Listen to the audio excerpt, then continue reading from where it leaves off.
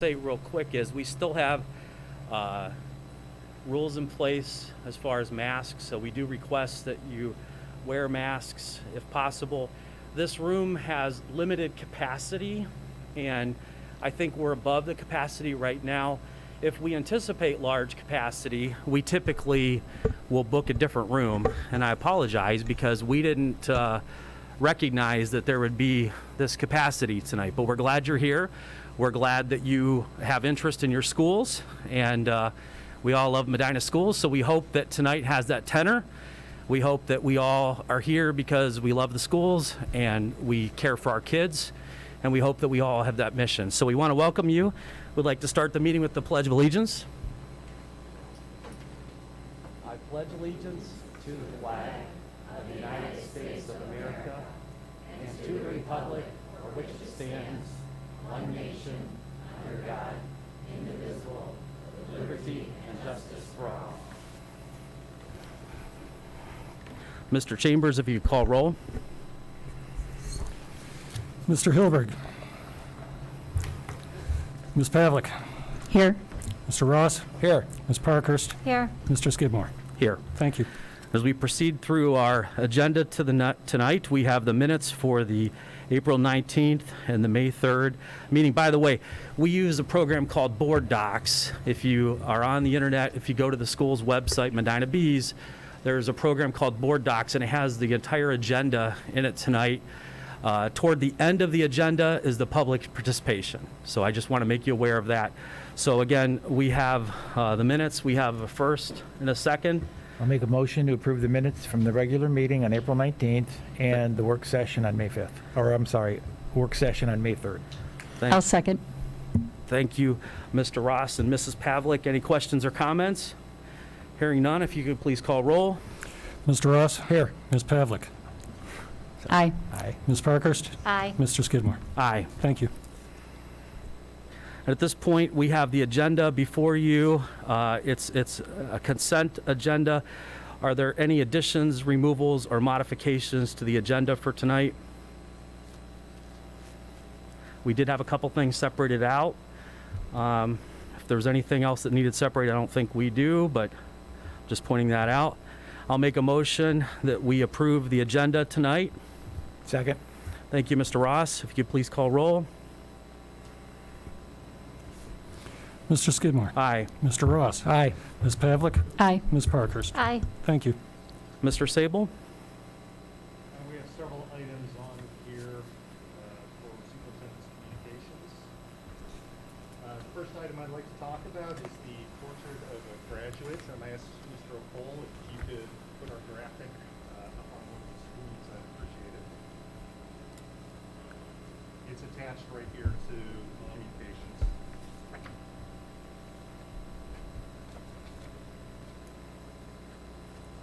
So, as the Board of Education knows, and many across the community as well, this has been a fairly in-depth process for us to collaboratively create our portrait of a graduate. This process was actually supposed to occur last spring, and then we were hit with COVID, and it was put on pause.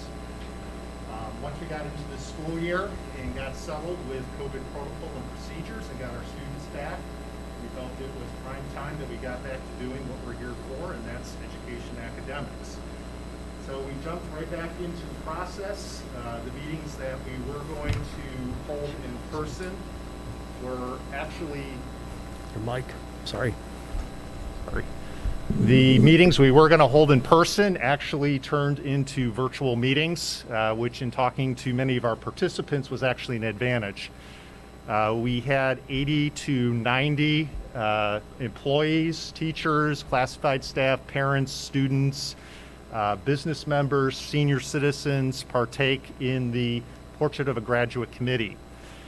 They spent 4 two-hour meetings collaborating with the impact group in order to come up with qualities that we expect as Medina City Schools and as a community in our students by the time they graduate from Medina High School. The intent of the Portrait of the Graduate is for these attributes in our students to be woven into our curriculum and taught at all grade levels across the student's schooling. So this isn't a one-time thing that we teach to our students at the high school level. It's something that's implemented from preschool all the way on up. It's not necessarily taught as its own separate lessons, but again is integrated where appropriate within the curriculum. What the committee came up with is respect for citizens, respectful citizens, responsible decision maker, collaborator, communicator, innovative problem solver, resilient lifelong learner. So those are the core values of the school district, and they're broken up to three main categories which cover character, interactions with others, and thinking and learning. And Mr. Cole, if you're able to scroll up and show the bottom, I'd appreciate it. Then down at the bottom is a further explanation of what each of these categories means and stands for. The meaning behind these categories, again, was a collaborative effort within that 80-some person committee. In addition, it included the input and feedback from our teacher leaders, our CDCs, which are our curriculum development coordinators, which are our lead teachers in the district, and we have CDCs at all grade levels in all buildings who collaborated in this process.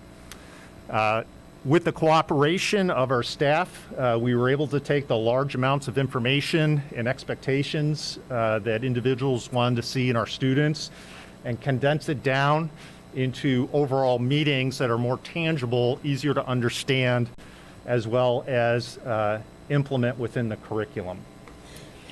After months of work tonight, I would like to present our portrait of a graduate to our Board of Education for adoption, so we can begin implementing this with the upcoming 21-22 school year. We are not yet done with this process. This is going to take many years. As a matter of fact, I think we've got some of the biggest work before us.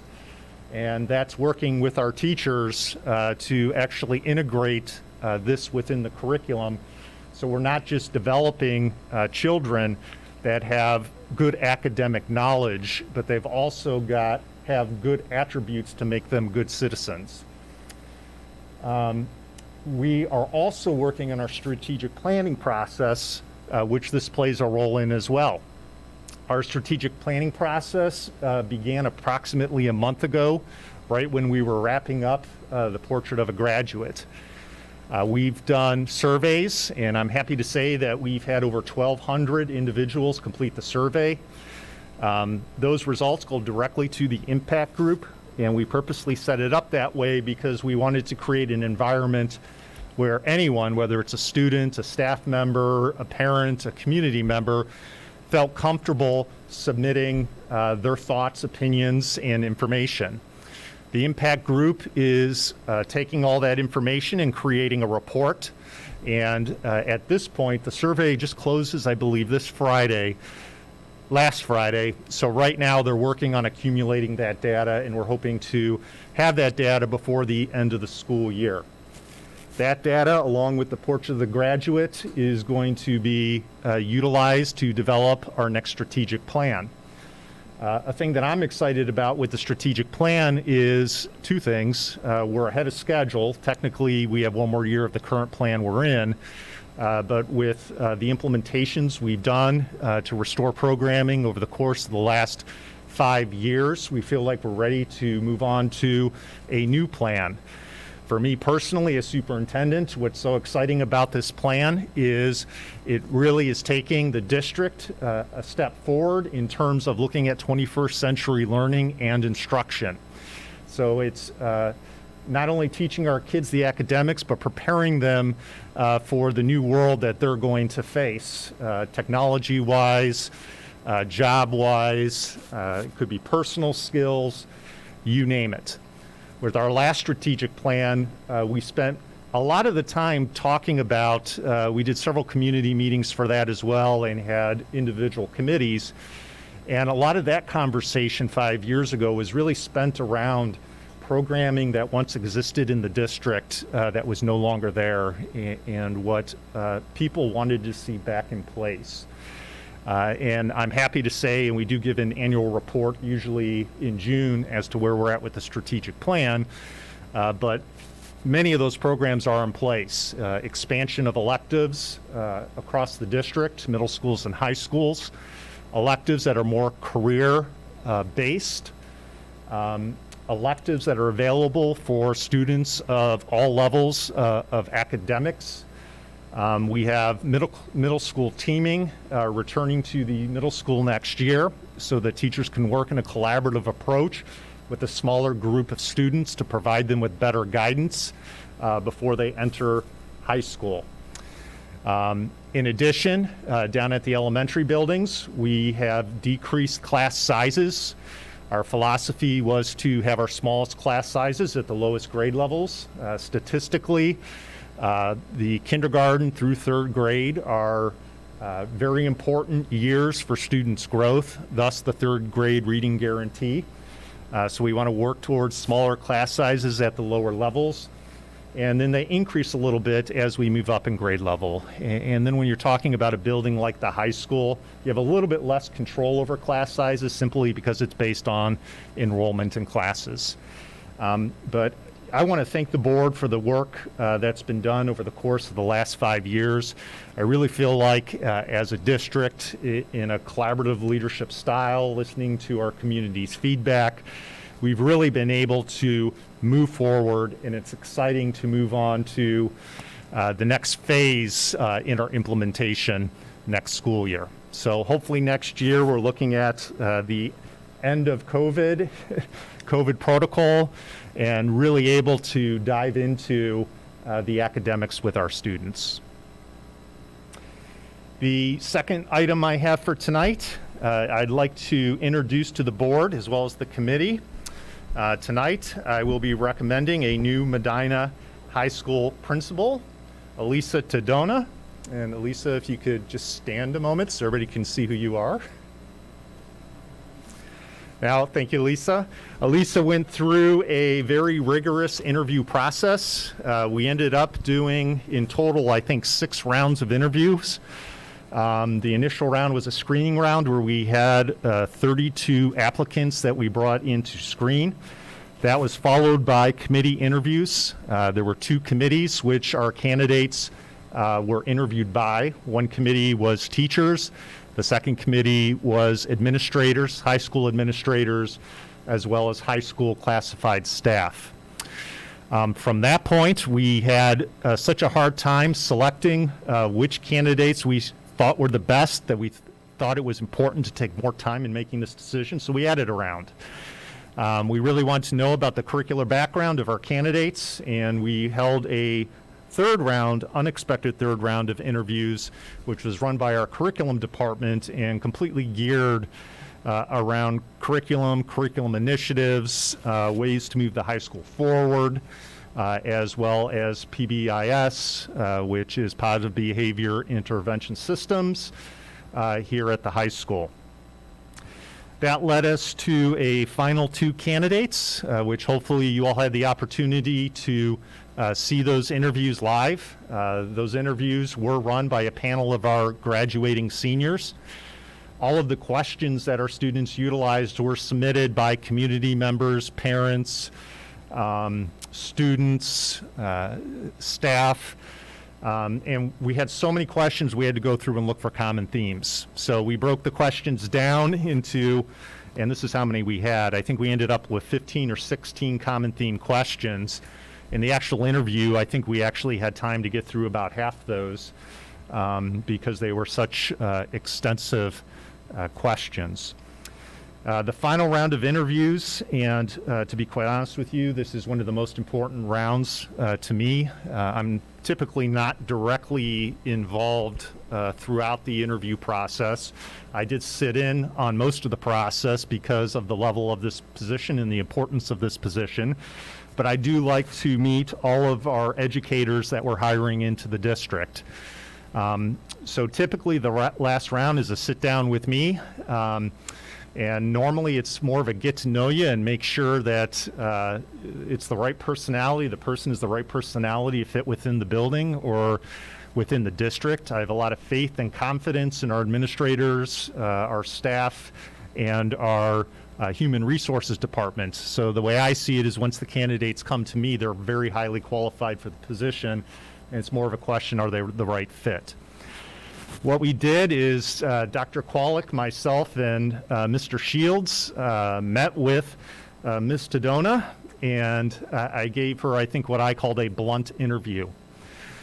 So we received a lot of feedback throughout the process, whether it was from staff or parents.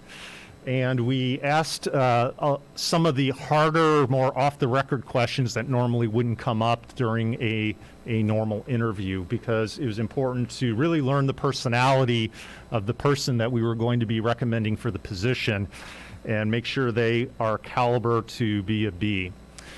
I am happy to say tonight, and she has to wait till the end of the board meeting during personnel, but I will be recommending Ms. Tadona. She has quite an experience in education.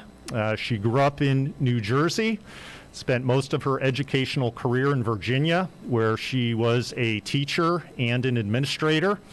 While she was in Virginia, not only was she working for her school district, but she also worked on the state level in terms of curriculum development in Virginia. She's also been asked to be a guest speaker at the university level.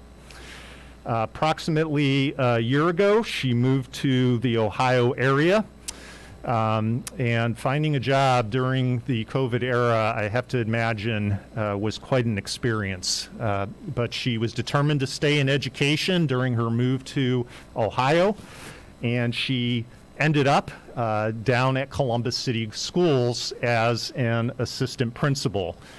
During her time as assistant principal at Columbus City Schools, she was the acting principal for half the school year while her principal was on leave, which gave her valuable experience in regards to coming into the district and taking over a high school this size. Another thing that I think is important to point out, we are one of the largest high schools in the state. And if you've been around the school district for a while, you'll know that many years ago there was a lot of debate when the high school was expanded about potentially building a second high school. And the decision was made to keep it as one high school, which I personally think was the right decision. What I like to tell people about Medina and Medina City Schools is that it's the smallest big town you'll ever see. And I think that's true for the city of Medina. I think that's true for our school district as well. We're large, but we don't feel large.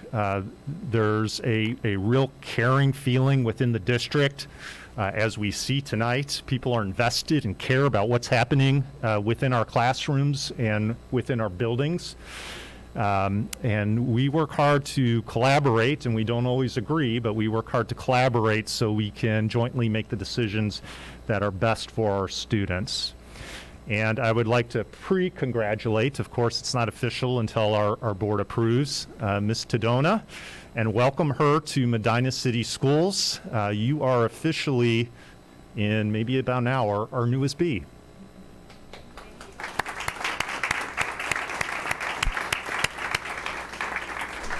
Mr. Sable, I'd just like to add a quick note. A couple of community members and parents reached out to me, and they said that you inspired them so much that they want to come back to high school. So we're looking forward to you. Yeah.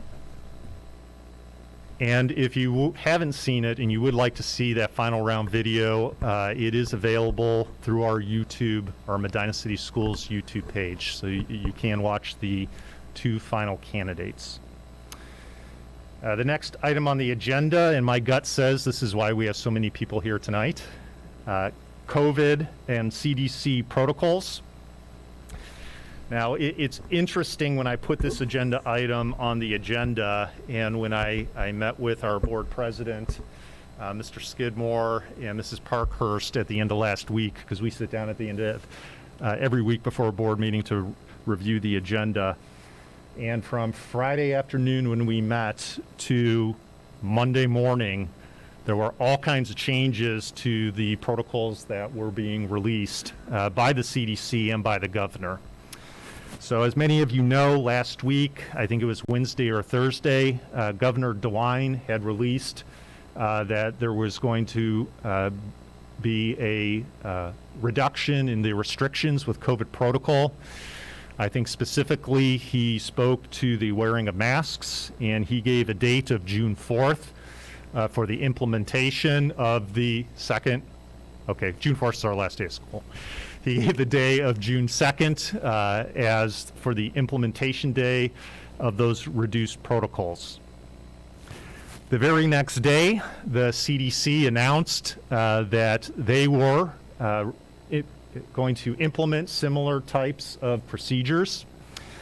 And I'm going to be blunt here, but as has been the course throughout the pandemic, they really presented a direction without a lot of direction.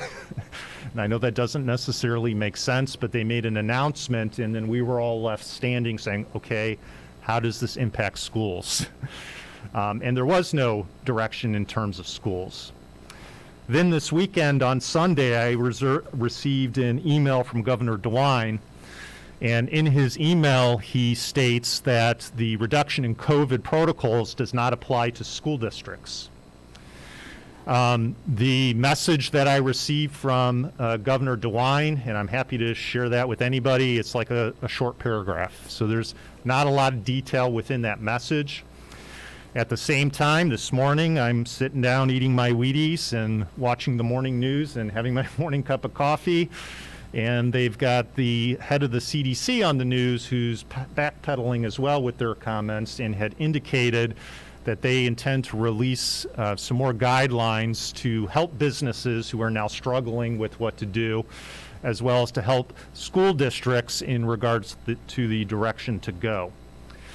So it puts us in a very difficult decision. Technically, it's a state level, local decision in terms of the implementation of those procedures. Throughout COVID and the pandemic, we have followed the procedures and protocols as outlined by Governor DeWine and the state health department. Over the course of the past year, I got to know our local health director very well as the other superintendents in the county have as well. We meet on a weekly basis, and we have been since last spring to discuss what's happening with the pandemic, to discuss what cases are like across the county and in our individual districts, to collaborate amongst all the Medina County school districts so that we have a similar approach towards addressing COVID. It was really a challenge because none of us superintendents nor any of our board members are doctors. And we were put in a very challenging position to make difficult decisions that are in the best interest of our students as well as our staff. And we tried to work very closely with all the resources we had, including individuals in the district throughout the pandemic, in order to make those decisions. Now we're here approaching the end of the school year with approximately 2 weeks to go. We have graduation coming up this Saturday, and there's suddenly another big potential change in the protocol. The intent of me initially putting this item on the agenda was to have discussion amongst the board and collaboration in regards to the direction to go with the COVID procedures with what was released last Wednesday and Thursday by the governor, as well as by the CDC. At this time, I feel like we're lacking information. I do have a meeting tomorrow with the local health department and the other superintendents. I have no doubt this is going to be a topic of discussion. A couple things I do want to share, and then I'll turn it over to the board if you have anything that you would like to share. A couple concerns that have come up for me, and the first is with the masks and the change in the requirements to make masks optional for those people who have been fully vaccinated. which is both the vaccinations and 2 weeks removed from the second vaccination. My concern with this at this point in the year is that most of our students are not fully vaccinated. Those that have been vaccinated are likely only the students that are between 16 and 18. The younger students may have only received a single vaccination, and of course the younger students have not had that opportunity. Now, in no way would we ever require vaccinations for any of our students. That's a consideration that has never came up. We do feel that it is the family's right to choose. However, what the current order that was given out by both Governor DeWine and the CDC was individuals who have had the vaccination do no longer have to wear the masks. My concern is that that would mean that most of our student population, which is 7,000 plus students, would technically be required to wear masks. My expectation for our staff, and I have no doubt that our staff would agree with me, is I do not feel comfortable asking our teachers, who are the role models for our students, to have the option to wear a mask or not wear a mask when we're asking a classroom of second graders, or they are still ordered technically by the governor, to wear masks. This doesn't speak at all to the district's feelings regards COVID or regarding the direction that things could go with the masks. Is simply following the state and federal orders that are in place. Probably the most common question that I've received lately has been, are these protocols going to be in place for the 21-22 school year? And my response has been, I sure as heck hope not. And from what I've seen in working with the health director and working with the state throughout the course of the school year, obviously I can't predict what's going to happen later this summer or heading into the fall. But I just don't see it happening at this point with the lessening up of the restrictions. And I'm going to leave myself there a little padding because, like I said, I don't know what's going to happen as we get towards the end of the school year. But at that point, I have to assume that younger children will have the opportunity to be vaccinated if their parents choose to. We as a district have seen a dramatic decline in our COVID cases, particularly for our staff. We did hold a staff vaccination late winter. And since we held that vaccination clinic, we've had almost 0 cases of COVID amongst our staff, which was a big change. With our students, we've also seen a major reduction in COVID amongst our students as well. So both of those are good signs for where things are headed in the future. And I am anxious to get back to some normalcy in terms of the academics and education for our students. Any additional comments the board would like to share? Mr. Sable, thank you for the very good explanation of where we're at and the recent information. And I guess my only comment, and I agree with the way you've characterized it and everything you've said with it, my only comment is our particular policy that we adopted. It's my understanding then we would sunset that as soon as possible once we're in harmony with the state orders and so forth. So I just want to make sure that would be the case. And I understand it doesn't make sense for one day to do that at the end of the year. But as soon as that's lifted, and whether it's by somebody declaring that like this Ashland case, and maybe they're saying that it's a right beyond, that shouldn't be stopped with First Amendment and so forth, and whether or not that's the right or wrong decision, I'm not saying tonight. But I mean, if that's been conclusively decided, say by one of the courts in Ohio, then I think we as a district would lift our order at that point. It would be my opinion to do that. I don't think we should have any orders beyond that. We will have public comment later on this discussion. This is board comment right now. Anybody else? The letter that was received by the governor, which was yesterday. Am I correct, Mr. Sable? It was yesterday, and it said that all the existing orders that are coming out in reference to easing restrictions does not affect the schools. That's correct, and that's actually a major point of frustration that I've expressed and the other districts in Medina County have expressed to our local health department. And I think this is something that a lot of people don't realize.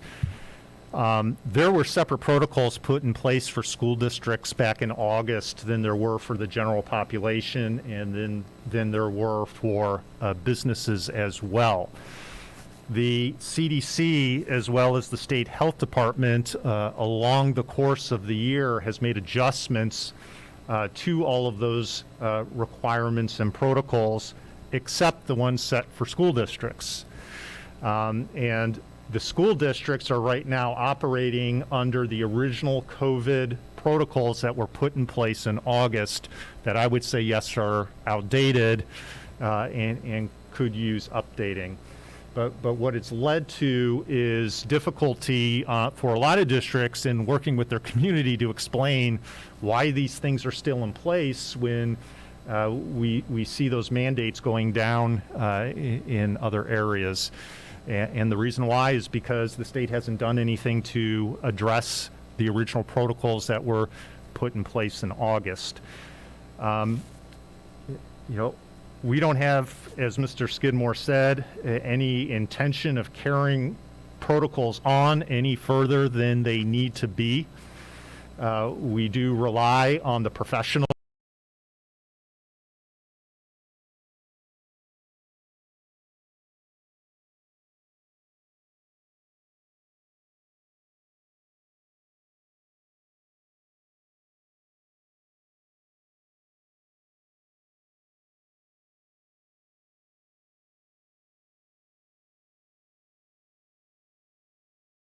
heavily involved in that, and different calls with over 100 people on these calls, getting input. And I know all the board members were in different focus groups to kind of be part of that and to come up with these terms and kind of discuss the definitions of the terms and kind of go through that. So it was a very unique process, and actually doing it online was kind of made it easy to communicate with that group at that time. But we appreciate the efforts, and I think Cindy Grice did a lot of work too, if I gather, to simplify and to further condense it too. So that's a neat piece of work. We're excited to see that, the fruition of that, of what that's come up with, and how that'll dovetail into that next new strategic plan that's in the works right now. But again, I know we're talking about masks a little bit, but again, this is very exciting that this strategic portrait of a graduate's been completed and representing a B. So I think that's neat, and it gives us that goal of what you want to do in education to make sure that we have a well-rounded student. So thank you for all that hard work. Yeah, and back to the strategic plan and the portrait, I think one of the things that I'm most proud of is the amount of feedback that we've gotten. And I don't remember if I mentioned this, I meant to, but with those 1,200 surveys completed, that is more than the impact group has ever had in response to a district survey with all the districts that they've worked with. And that's what they do. They're a marketing firm that works with school districts. So I think that speaks highly to our community and their commitment to our schools. The next thing up, Mr. Sable, I'd like to comment on the CDC and state COVID protocols. And I think a large part, and I don't know if any of the board members had the opportunity to listen to the governor when he made his statement, his statewide statement. And on page 5 of that, and it is available online. And I guess this is what is beyond frustrating for everybody, is that he stated to the entire state, each Ohio citizen will make their own decisions about wearing a mask and social distancing, and when for them that's appropriate. Ohio businesses and schools as well will make their own decisions about how to best keep their customers, employees, and students safe. So that was on the 12th, right? So, and then reference the email that you talked about and that we had received, and the inconsistency between that. And I think what is frustrating for everybody, parents, community members, the entire state, is that the governor has a history of ignoring CDC guidelines until they're convenient for him. And he only uses them when he chooses. I mean, if the NFL can hold a draft in Cleveland and have hundreds of thousands of people down there outside, okay, and they have their rules, and we can't let our students play outside without masks on, okay? So it's his flip-flopping, and again, I read that quote. On May 4th, the Blanchester School District, they lifted their requirements for outdoors. And the superintendent there stated, Superintendent Dean Lynch said, that their school board based its decision on the updated CDC guidelines and what they call overwhelming community support. So why can't we, at a minimum, for anything outside for these students, for our students, remove the mask mandate? And again, with the vaccinated, with the staff, 85, 90%. And again, the whole pushback then and everything was that safety of the staff. You know, they were the ones who overwhelmingly were concerned back in the fall about reopening and stuff. But now I think it was 85% of them have been vaccinated. So if Blanchester School District can do what's right, what their community wants, why can't Medina stand out and do what's right for Medina? So I hope that the board can consider that. And I do know, because I was approached there was a very short time frame before this meeting, and there is a community member who does want to share information, and I encourage each board member and yourself and Mr. Chambers to look at it and read it and research it, because the sheriff, Sheriff Grice, he has been in communication too. So there is a lot of information out there, and I think we all need to do our research as a board, and we need to do, again, what's best for Medina.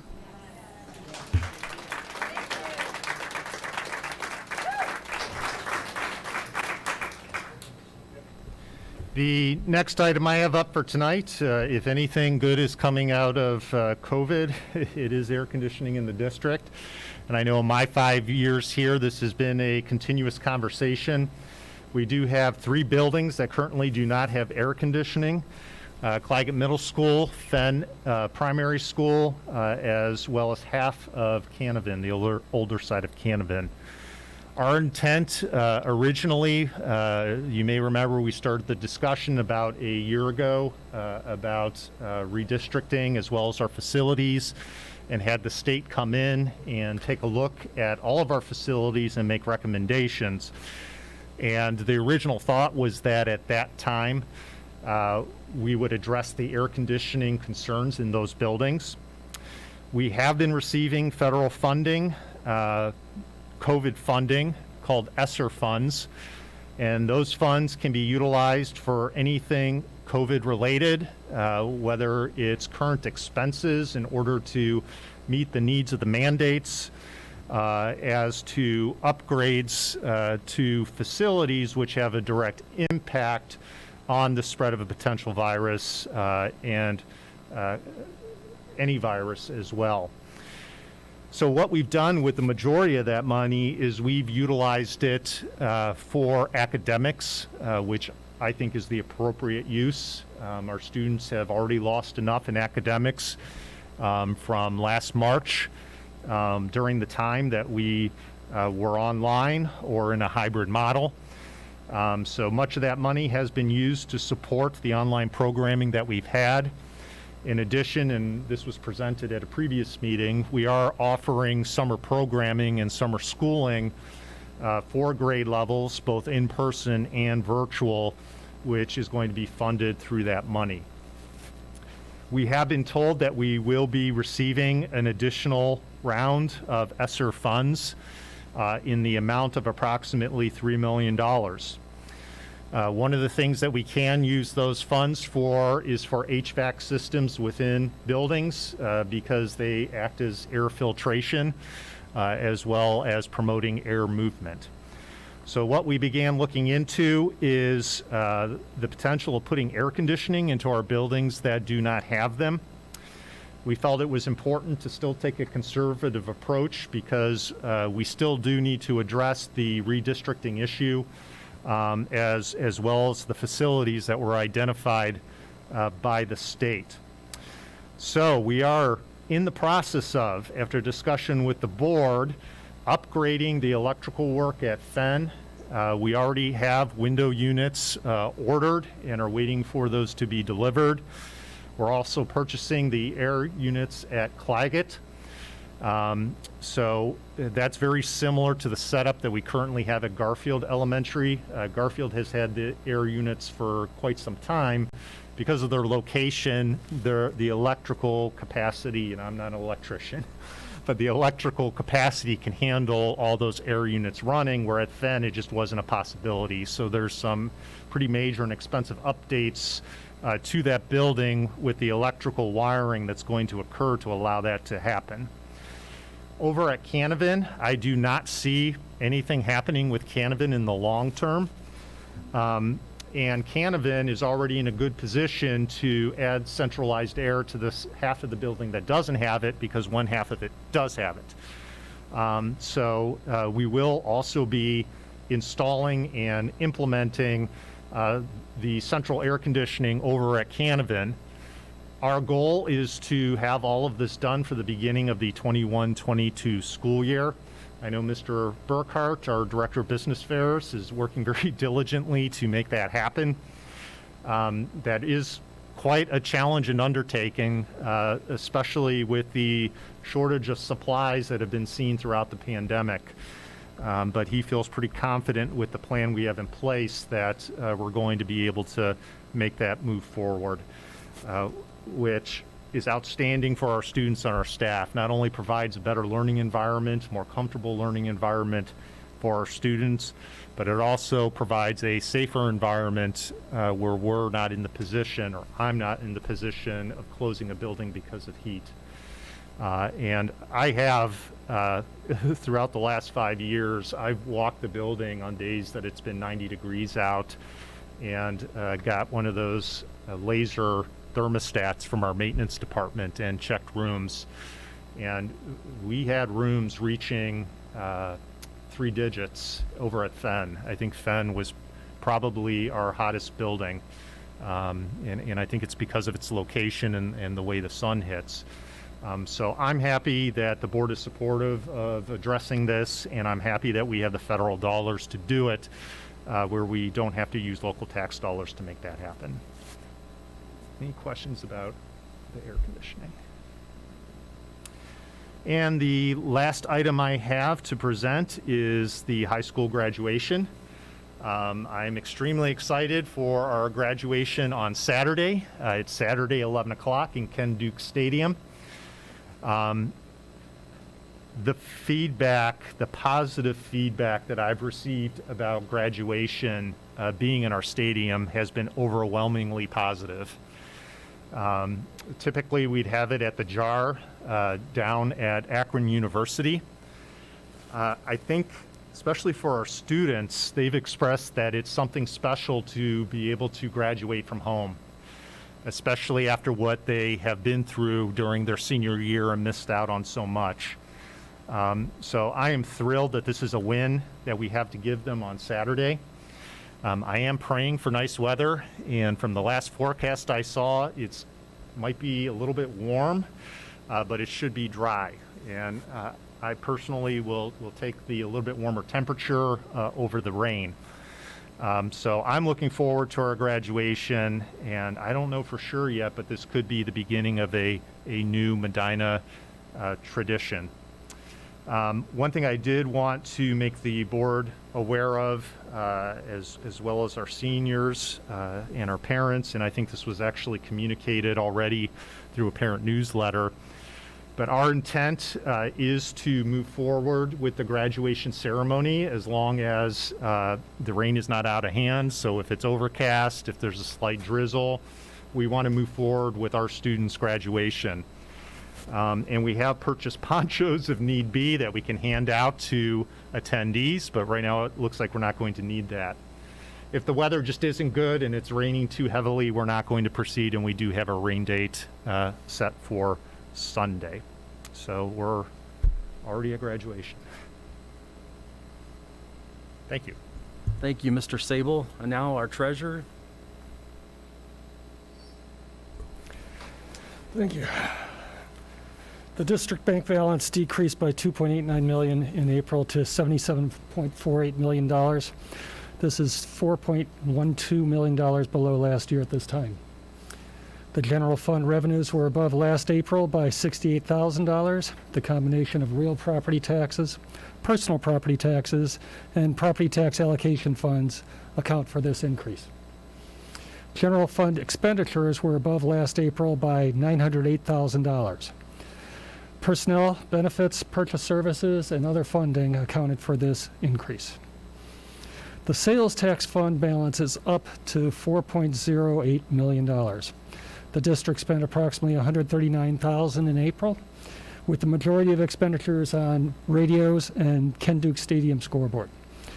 The district received the last sales tax receipt of the fiscal year from the county auditor of $972,000.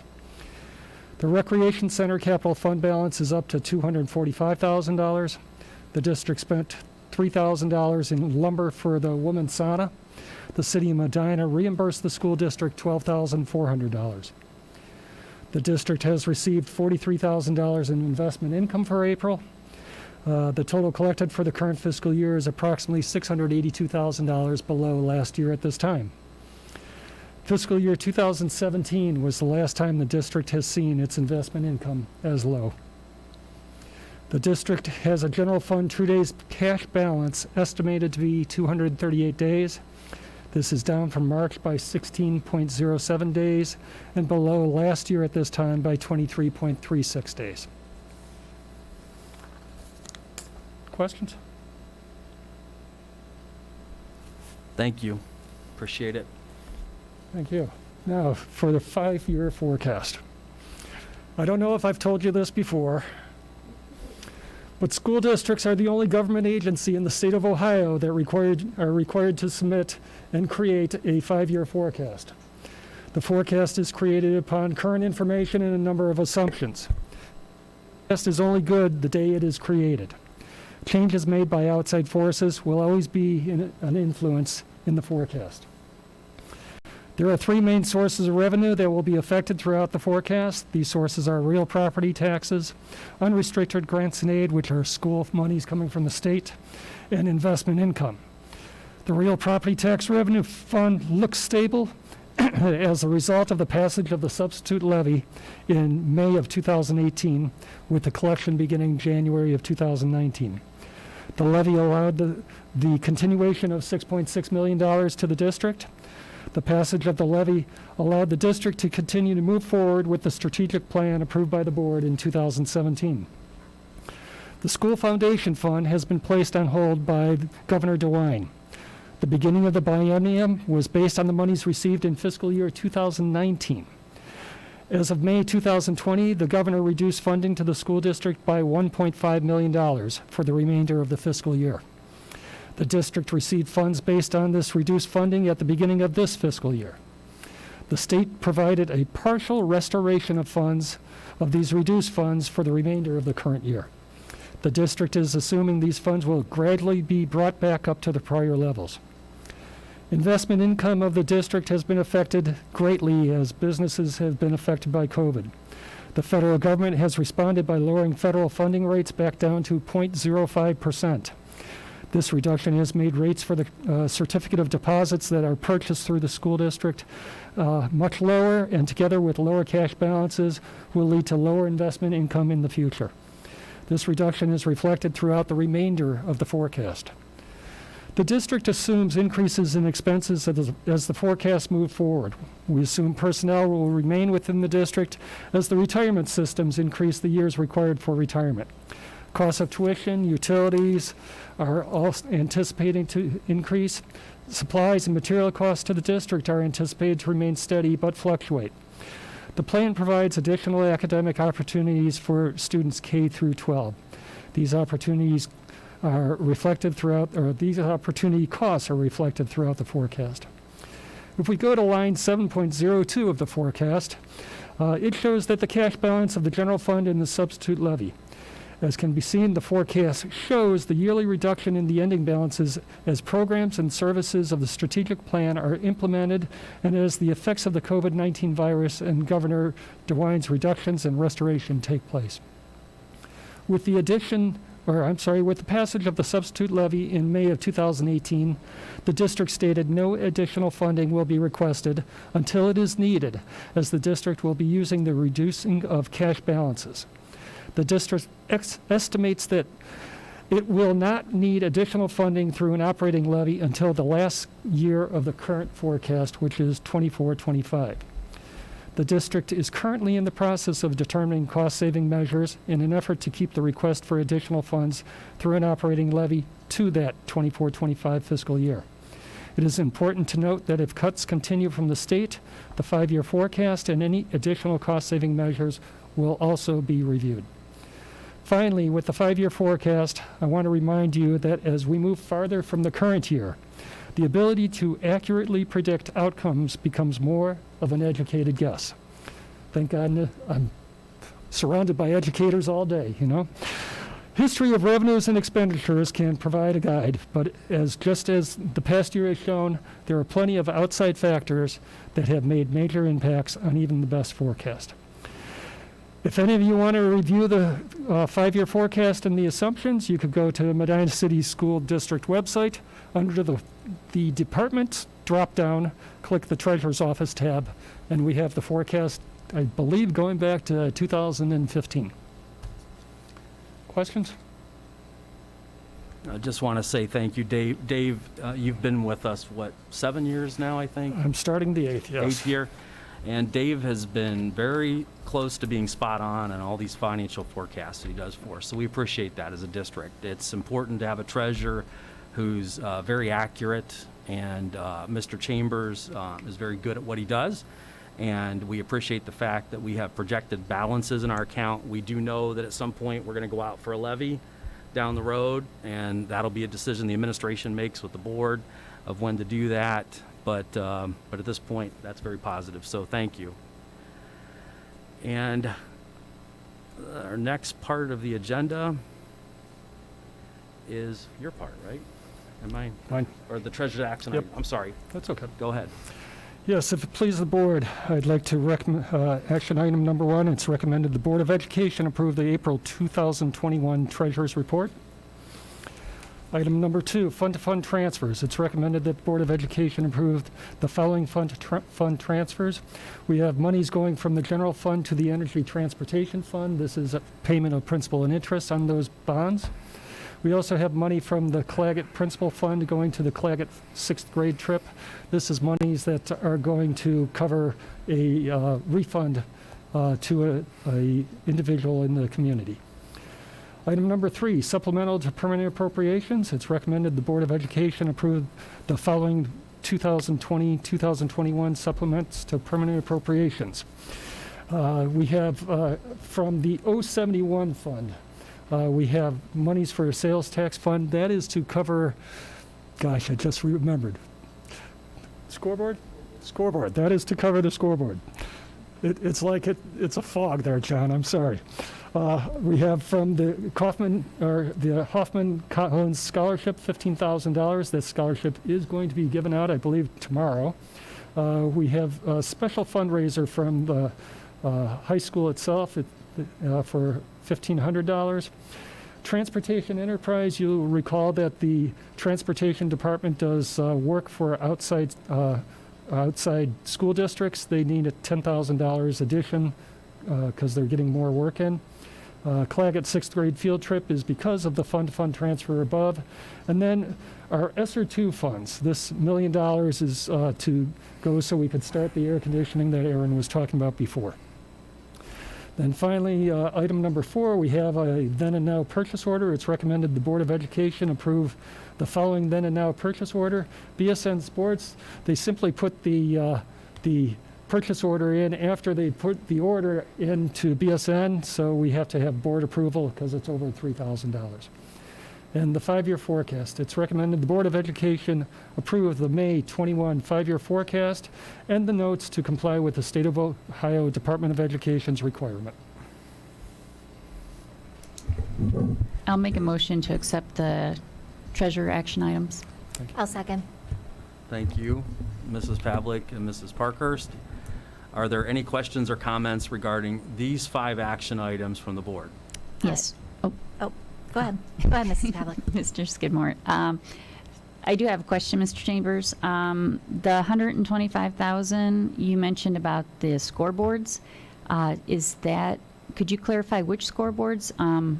Because my notes from Facilities Committee stated that we were $72,000 for the sound system part of the scoreboards. Yeah, what happens with what we are doing with the scoreboards is that we are paying for the whole thing, and then we are being reimbursed over the 5 years from the advertisers on the scoreboard itself. So the 72,000, it will be 72,000, but just like working with the rec center, we pay for everything up front because we're the fiscal agent, and then the reimbursements come in. I'm just curious, but the $125,000, then shouldn't that show the $72,000 and not $125,000? Just trying to clarify the amount. No, because everything needs to be paid out up front here. That's by us.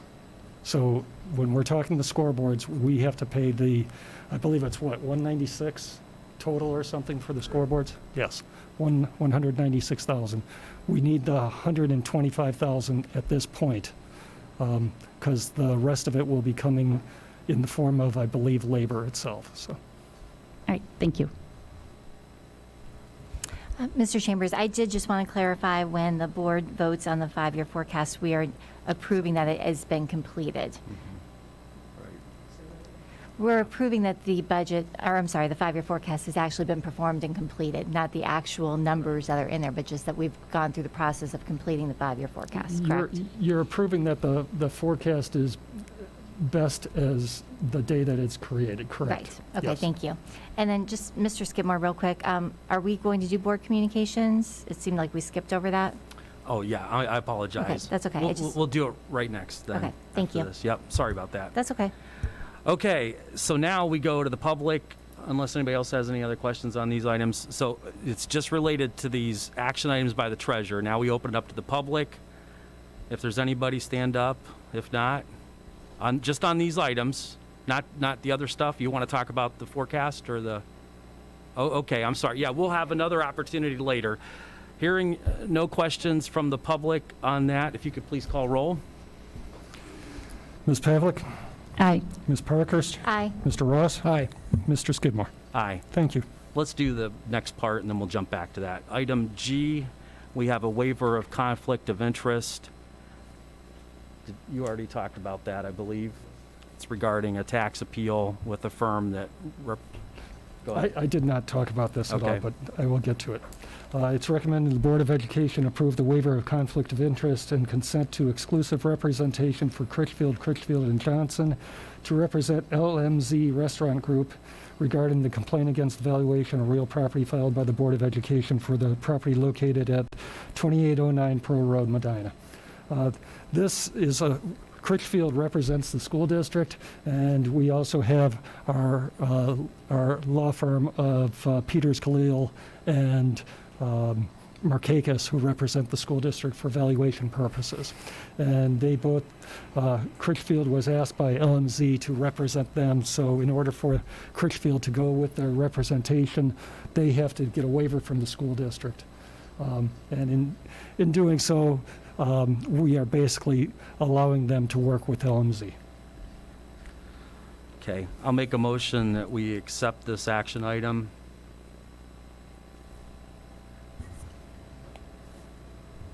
I'll second. Thank you, Mr. Ross. My only comment is, again, as we discussed this, this firm does not help us with tax appeals. They do other matters. So this is a tax appeal, but we have to approve this for them. So any other questions or comments? The only question I have is, so you don't think that it's a huge deal because they do represent us, and then they're asking for a waiver Right. to represent someone who's appealing their. This was a recommendation from the administration that you had spoken with them, I believe. So if you want to go ahead and.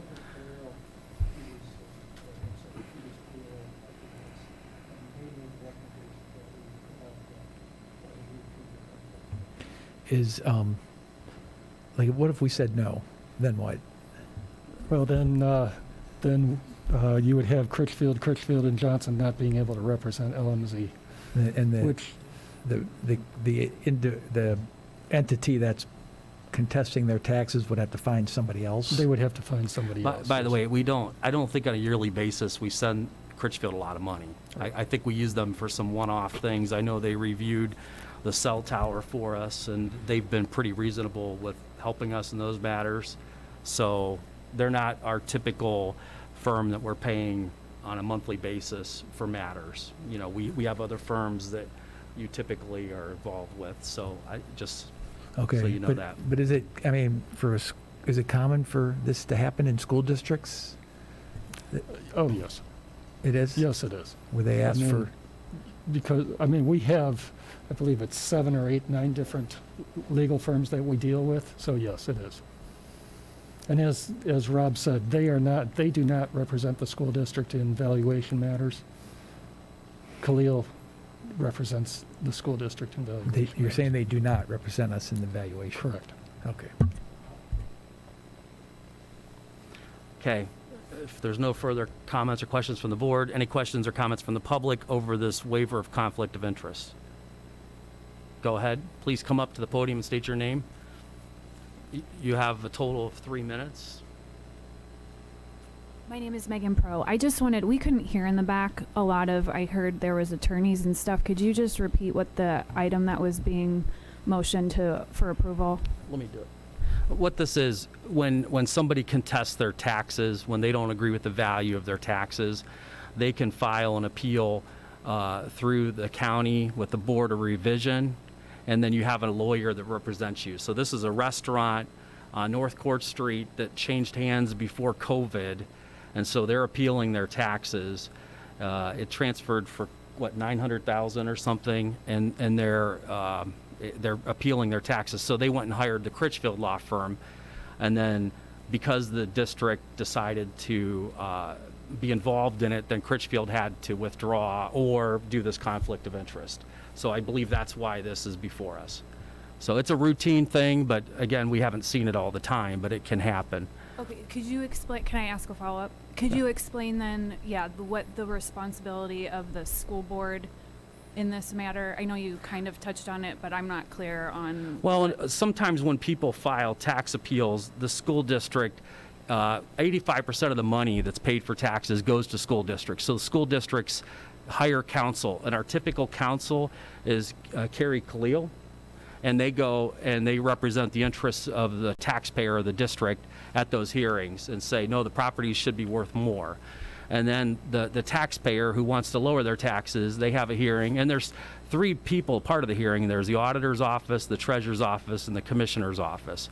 All of them have representatives. And that's And Medina City? it's a county, it's a county function. So it's Okay. a quasi judicial hearing that goes on. And then there's an appeal process for it. I don't want to bore you with it, but anyway, it's a thing that it's a typical again, we don't always get requests for conflict of interest. That's what this is about. We're not getting any further, we're not taking action to get further involved in it. We're just saying the law firm that helps us with a couple other items can proceed with this, and it's not a conflict that we're seeing, although they have to technically have us approve it. Okay, So thank I you. hope that helps. Thank you. Okay, could you call roll, please? Sure. Mr. Skidmore. Aye. Mr. Ross.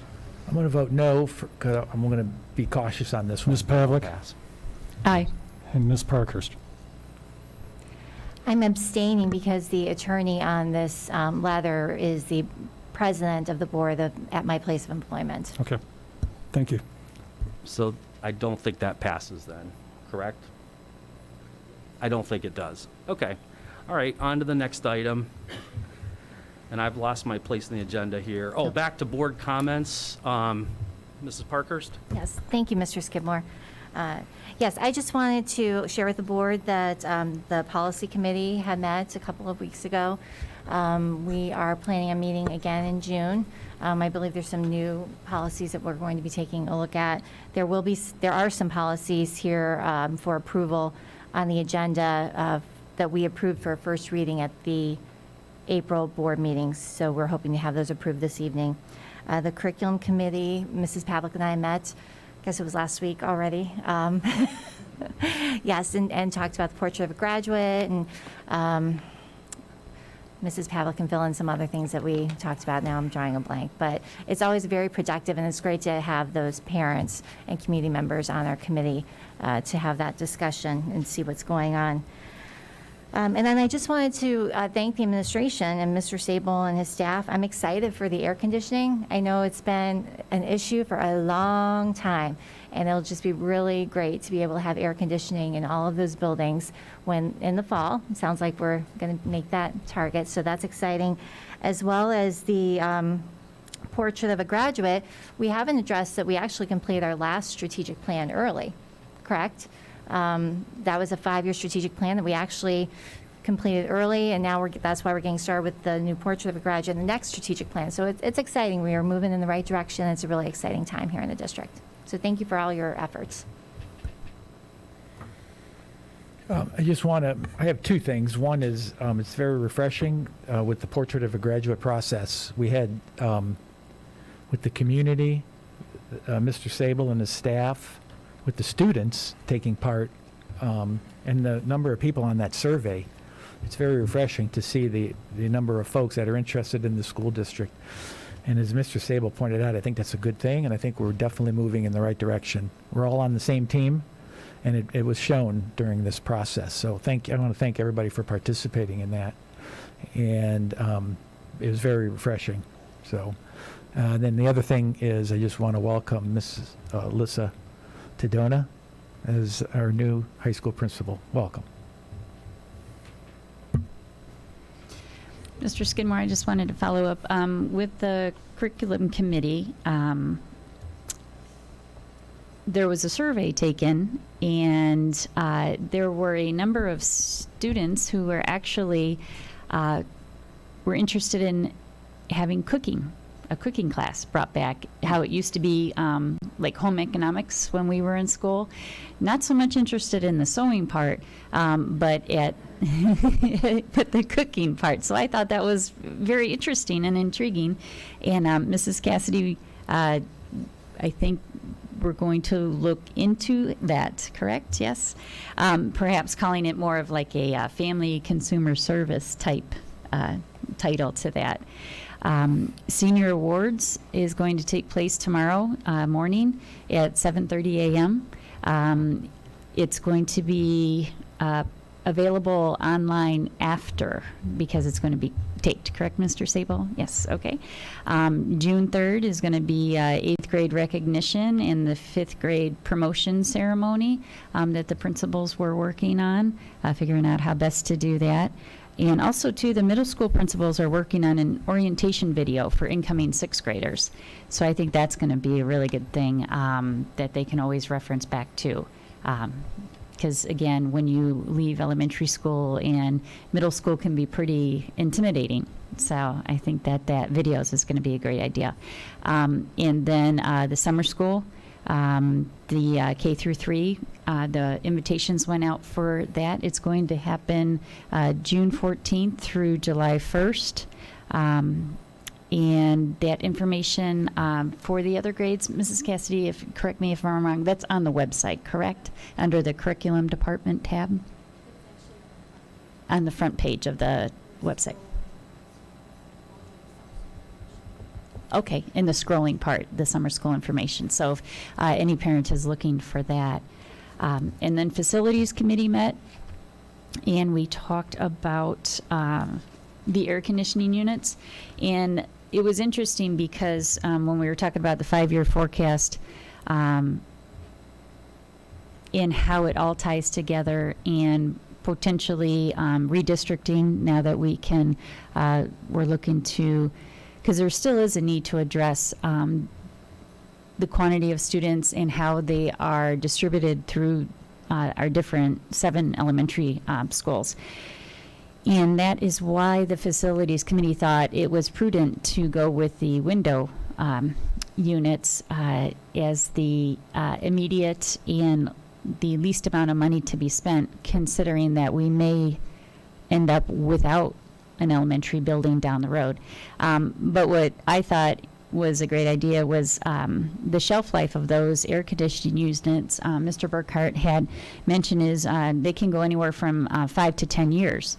So the investment that we're making in these, if future plans call for any building to be decommissioned, there is a resale market for those air conditioning units.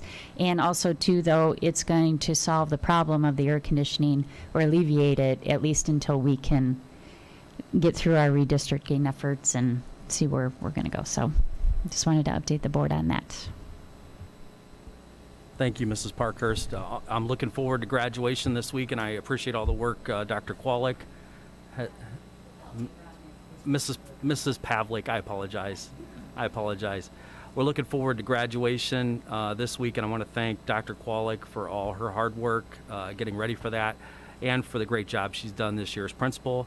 I know you'll be handing off the baton here very soon with that job, so we appreciate Dr. Kwolek's flexibility because she still this year has been doing 99% of her assistant superintendent work all year. So we appreciate that. That's been a lot for the community. So thank you for that. Mr. Sable? First action item for this evening is donations. I'd like to recommend to the board that the following donations be approved as listed below by our Board of Education. I do want to point out one donation in particular. This is for $13,000 to the Medina City Schools, and this is for the upgrade to the scoreboard in the gymnasium. That says it's by Medina Athletic Boosters. It's going through Medina Athletic Boosters, but that is due to a generous donation by one of our community members named Aaron Funk. So I want to thank him personally for that very generous donation for the scoreboard. Second, it is recommended that the Board of Education approve the following service agreements for the 2021 school year. The second one here, I do want to point out that this is an additional amount to the contract with Senduro. This contract last year was reduced due to COVID, and that's because the services were not all rendered. Therefore, we went into the year with a smaller contract than we normally would, and this brings it up to the normal amount. Number 3, it is recommended that the Board of Education approve the following service agreements for extended school year services for the summer of 21 and the 21-22 school year. And these are all mandated per student's individual educational plans. Number 4, it is recommended that the Board of Education approve the following service agreements for the 21-22 school year with extended school year services if needed for the summer of 22. So believe it or not, we're already planning for next school year. These are regular companies that we contract with through our Department of Pupil Services for special ed students per their individual educational plans.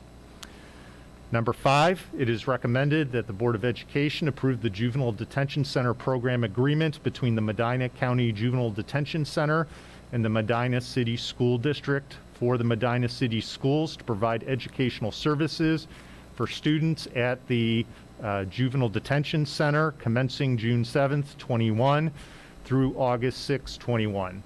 This program is funded by grants and participating districts.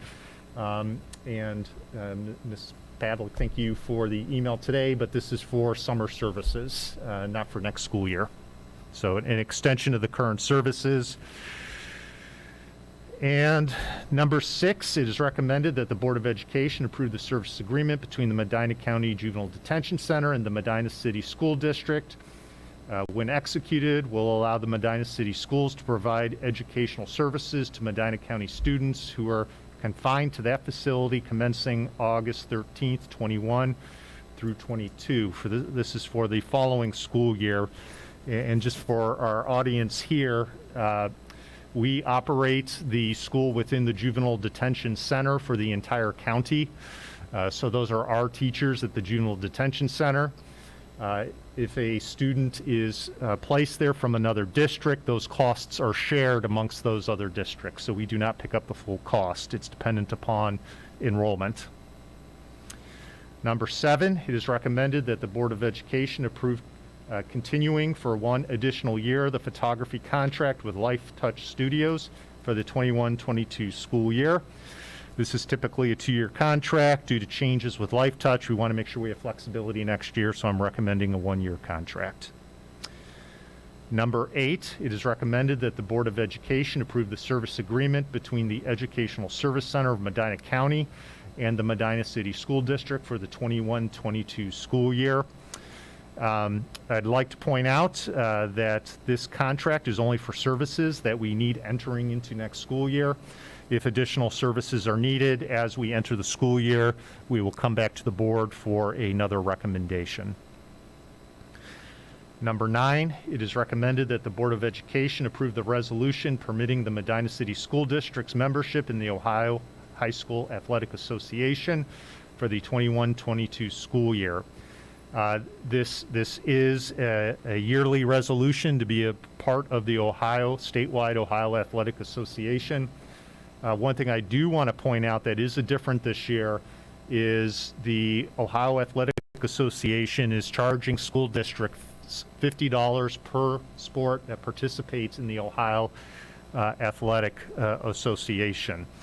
They have indicated that the reason why they've implemented that new fee is because money that has been lost throughout the COVID pandemic. They're very reliant on football playoffs in order to balance their budget. They have historically been very close to having shortcomings on a yearly basis. So I do anticipate that this yearly charge per sport will continue into the future. And I believe we even received communication that it's possible that it could go up to $100 per sport the following school year. Number 10, it is recommended that the Board of Education join the State of Ohio Cooperative Purchasing Program for a fee of $100 annually. Obviously, we save quite a bit more than $100 by being a part of this cooperative, or we wouldn't recommend it. Number 11, it is recommended that the Board of Education adopt the resolution granting a 501 square foot easement to the City of Medina for the purpose of installing and maintaining an existing bridge under North Spring Grove Street on Sidney Fenn Elementary School's property. The City of Medina shall pay $871,000 in exchange for this easement. $871.64, thank you. And this allows the city to come onto our property and do work on this bridge, and I believe they're going to be replacing some water and/or sewage lines in that area as well. Number 12, it is recommended that the Board of Education adopt the resolution to award a contract to Ohio Paving and Construction Company based on the bid opening held on May 12th, 21 for the 21 Paving Improvements Program with a base bid in the amount of $203,000 and alternates 2 and 3 in the amount of $46,404.25. This paving work, annually we rotate the paving work that's done on the district based off of need. This goes through our facilities committee. This year, we received approximately 7 bids, which is a large amount of bids. So this bid came quite a bit under budget of what was being projected. I think approximately $100,000 under budget. This is a big change from last year when we went out for bids, where we were struggling to receive bids because contractors were so busy and costs were up because of the pandemic. 13, it is recommended that the Board of Education adopt the resolution to extend graduation requirements for the class of 2021. This is parameters that the state has put into place to provide school districts more flexibility in determining the eligibility of students to graduate from Medina High School. That means they could be exempt from some of the state mandates. In order for this to happen, a school district has to show that our curriculum rigor is above that of the requirement of the state, which it is here at Medina City Schools. So I think it's important for our students that because of the pandemic, we allow more flexibility in terms of graduation. That doesn't mean there aren't any standards. It just means we'll take the circumstances into consideration in specific issues. Number 14, it is recommended that the Board of Education approve the resolution naming the Medina High School boys baseball dugout to Dan Sherman Memorial Dugout.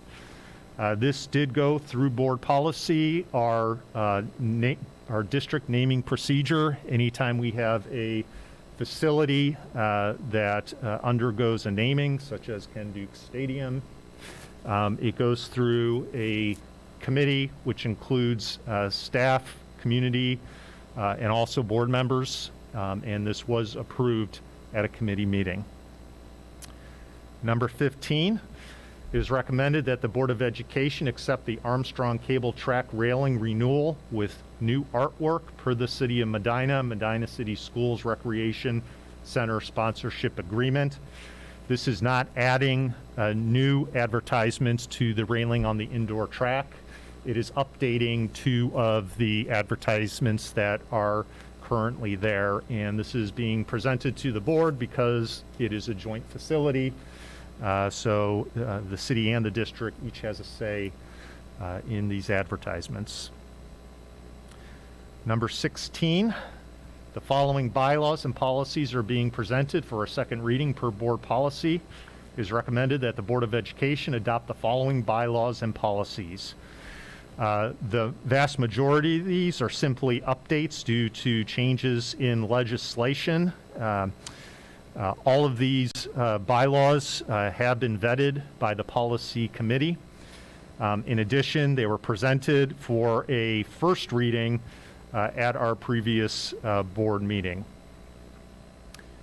Number 17, it is recommended that the Board of Education approve the stipend payment to Jolene Speckman in the amount of $375 for being a cooperating teacher for a Kent State student during the fall semester of 2020. And it is recommended that the Board of Education approve the following personnel recommendations pending completion of all required paperwork per the Department of Human Resources. The first thing on here, again, I want to congratulate Lisa Tadona, our new high school principal. In addition to that, I do want to point out that contracts are on this agenda for administrators as well as teachers. The administrators' contracts vary from a 1-year, 2-year to 3-year, And that is based off of mainly longevity and performance in the district. In addition, I am presenting a 5-year contract recommendation for Christine Kwolek, who is eligible, as is the treasurer and the superintendent, if the board approves. I think her work, not only over the course of this past year, but in her work I can speak to with me over the past 5 years, has really shown a leadership, and I personally don't want to see Dr. Kwolek go anywhere. In terms of the teachers, we do have several teachers that are being recommended for tenure. This is per the Medina City Schools Teachers Association collective bargaining agreement. All of these recommendations have been vetted through evaluations. When a teacher puts in for tenure, it is not automatically granted, but is based off of performance and recommendations through our building administration. And last but not least, we have several retirements on the agenda, as it's that time of year. And I'd like to invite our administrators that are going to be presenting our retirees tonight. And I know we've got some special ones tonight. We have a few. I think I'm going to ask Mr. Komar to come in and do his first. Yeah, let's do that.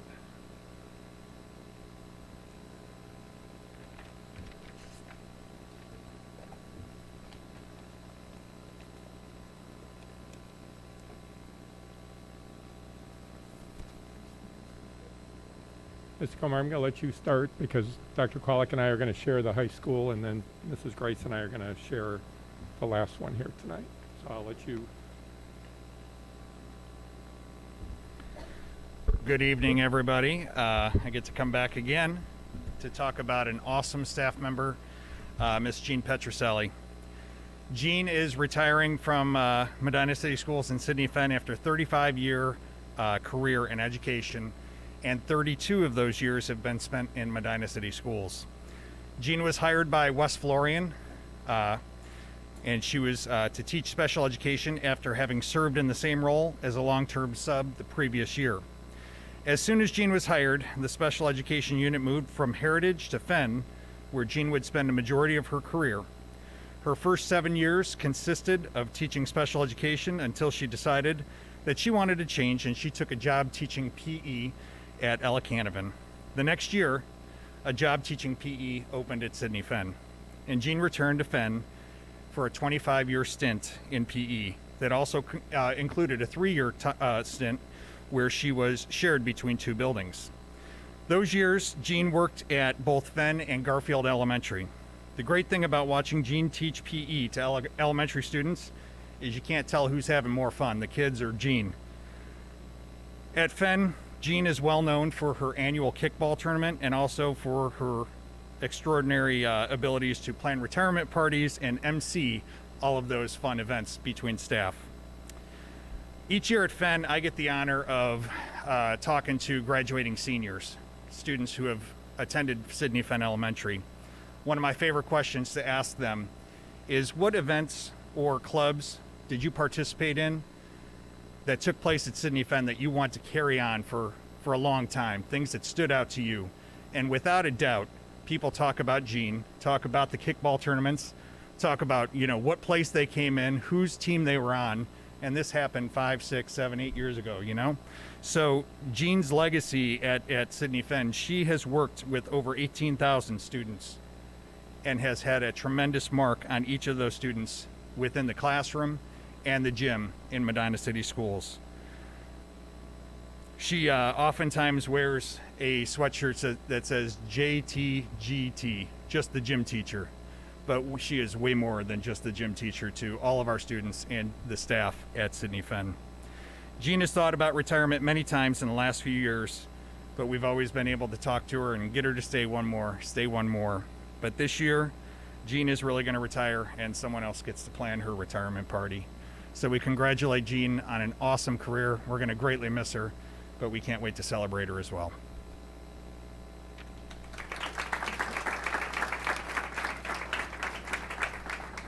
Thank you, Mr. Komar. I'm going to go out of order just a little bit here. I'm going to start with our support staff, Al Frankhauser. He's our transportation mechanic. Al will be retiring on July 1st after 13 years of service to the district. Al came to Medina City Schools with 29 years of experience as a mechanic with Ryder Transportation, and that's an important note. When Ryder closed their Medina facility, Al had to change shifts. He got put on second shifts and had a long commute to Independence, Ohio. Then one day as he was driving home, he noticed the former location of his employer, Ryder Truck, was purchased by Medina City Schools and was hiring a mechanic. He took the civil service test, scored number 1 on it, and Rob Travis hired Al, and Al was back working 10 minutes from home at the district, and we were able to receive a first-class mechanic servicing our buses. I always kid with Al that if he had just told me when we were going to buy the building that he needed to come with the deal, we could have got him here earlier, because he has been a blessing to have. His knowledge and expertise is just amazing. And there's 3 other mechanics out there with Al. The 4 of them get along so well. I'm nervous to not have Al there because they have been such a great team for our buses. We will miss Al, and we thank him for doing such an excellent job in keeping our buses safe. I also want to put in a plug. Al will be in retirement, which he already is doing. His wife runs Medina County Pie Company. So if you're ever at the farmer's market and you want to buy a pie, know that Al transported those pies there, helps her mix the ingredients for them, and he's afraid she's going to keep him. He's been doing part-time work, he said, but now he has a feeling he's going to be full-time working for her for the Medina County Pie Company. We're going to switch now back to teachers, and I'm going to ask Dr. Kwolek to come up, and we're going to kind of go back and forth on these. Obviously, Dr. Kwolek has been principal this year. These are all also teachers that I've known very well and have a close relationship, so we agreed we'd do them together. So I'll start with Patty Barony. Medina High School special education teacher Patty Barony is retiring from teaching with 20 years of service to Medina City Schools, along with 2 extra years as a long-term sub at Medina High School. Patty made a career change late in life and came into education, and we were fortunate enough, after her subbing here, to hire her at Medina High School. She's been the whole time at Medina High School. The thing about Patty is that we could tell you about her is that she is the biggest champion for her student and puts all of her heart, and she has a huge heart, into taking care of her students, not just during the school day, but in all aspects of their life. Patty also served as Medina High School Key Club advisor for 11 years, and this was when Key Club probably had over 200 students, and Patty continually helped them bring home many state honors for Medina High School Key Club. Patty will be joining her husband Dave. He's also a former MCS employee. He retired as the head custodian at Canevin Elementary School a few years ago, so she'll be joining Dave in retirement. He had a head start on her, and she says she's going to catch up quickly to Dave in retirement. But we thank Patty, and she continues to live here in the city, and she plans to be very involved and connected to Medina High School. So I'm going to talk about another one of our special education teachers who's retiring, Corey Hofstetter, who's been here 29 years. And again, that's a big theme. People come and stay a long time, and it's because Medina's such a great place to live and work. So Corey was here 1 year as a long-term sub, and she came here with 5 years of experience for West Home. So really, it's a total of 35 years in teaching, which is a long time. That didn't sound very positive, but it's a long, good time, Corey would tell you. So Corey's known for being very patient and persistent with her students, and she's most known at the high school as being the math expert. So for those of us who struggled with math in high school, it's very rare to find someone who not only knows math, but can also teach math, especially to students who struggle with it. So we're going to really miss Corey. I know she's going to get to spend some more time doing the things she really likes. So we'll miss Corey and Patty both in our special ed department. Switching from special ed over to math, we're going to talk about Jody Peters now. So when Jody Peters was hired by Medina City Schools in 1998 to teach math and coach the boys basketball team at Medina High School, it was a homecoming for a hometown Medina boy who started Fenn. He went to Medina City Schools from kindergarten to 12th grade in the district, where he was also an outstanding Medina basketball player. It also meant Jody would be following in his father's footsteps, as his dad was a Medina High School counselor and Medina basketball coach. Jody is now retiring after 23 years of service to Medina and over 33 years in education. He was Medina's head basketball coach for 13 seasons and spent the last 5 years coaching Claggett's 8th grade basketball team. Jody's wife, Karen, who's also a teacher here in Medina, also a Medina grad, she's going to continue to work at Garfield, so Jody's getting a little jump on her. It seems to be a theme here. The husband's get to retire before the wife's, but Karen's going to continue to teach. Jody's going to spend as much time as he can with his 4 kids, and now they're having children, so Jody and Karen are becoming grandparents here. And Jody feels so blessed to have worked in his hometown district and looks forward to just spending time with his family. Now we're going to switch to foreign language. Chris and I will do this one together. What Amy Swan was hired at Medina High School in 1990. She came to Medina after having taught 4 years at the Lady of Elms in Akron.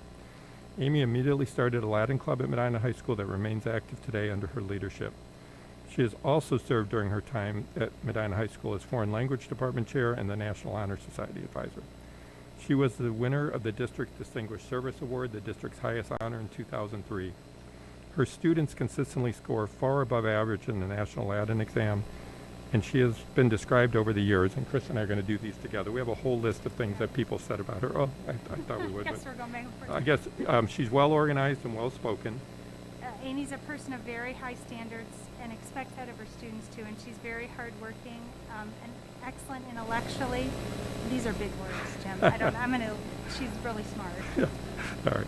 She takes an incredible interest in her students. She's an extremely effective teacher, and as Mr. Comer shared, if you ask the students now, any student who's taking Latin, Mrs. Swan is one of their favorite teachers. She has an excellent mastery of the content. She's a fine example of a dedicated education professional. She's enthusiastic in the subject matter that she teaches, and it rubs off on her students. And she really has grown our Latin program. It's one of the reasons our Latin program thrives, and her classes are always full because of the respect and the word that travels about Amy. Her classes are always full based on the respect and value students feel toward her. She's kind and caring. You immediately realize that she loves teaching and her students if you spend any time in her classroom. She is well respected by her students, teachers, and administration. She was described as an asset to Medina High School and to all of its students. And there's never a day off in her class because she has the ability to make a difficult subject not only understandable but enjoyable, and her students are always thriving to do more, as demonstrated by the Latin exam results. I'm going to apologize because I did not take Latin in high school, but I do want to say this. I want to say gratias a tibi, which is thank you to Amy, and I also want to say alwe atque wale, which is hail and farewell to Amy. Okay, at this point we're going to continue with the foreign language department sort of at Medina High School, and I'm going to have Cindy Grice come up and join me here now too. The final retiree I want to talk about tonight is Jane Watt.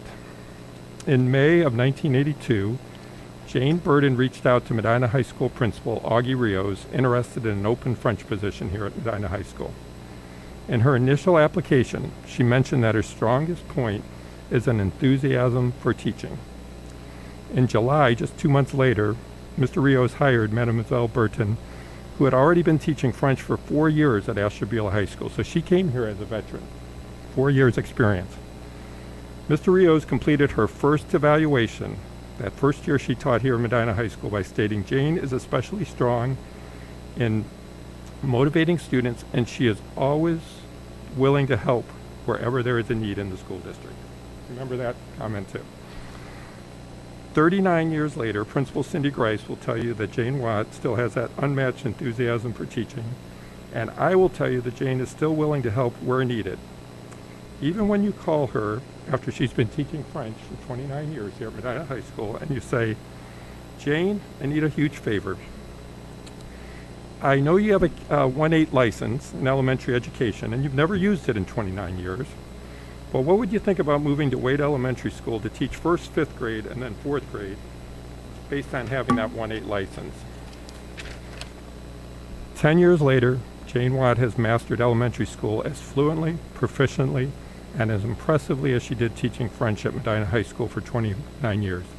Simply put, and again, my apologies, I took Spanish, but I would say Jane Watt is magnifique.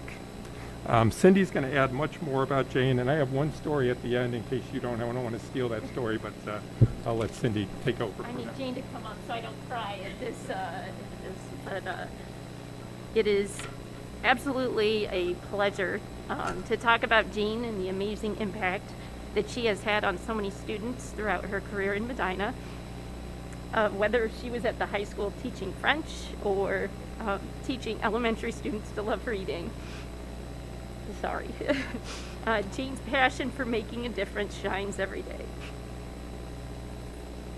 If you want to speak to any of her former elementary students, which two of my boys were two of them, they would all say the same thing, that Jane has a genuine love of caring of kids, and she has such a passion for getting them to hooked on reading and finding their favorite book.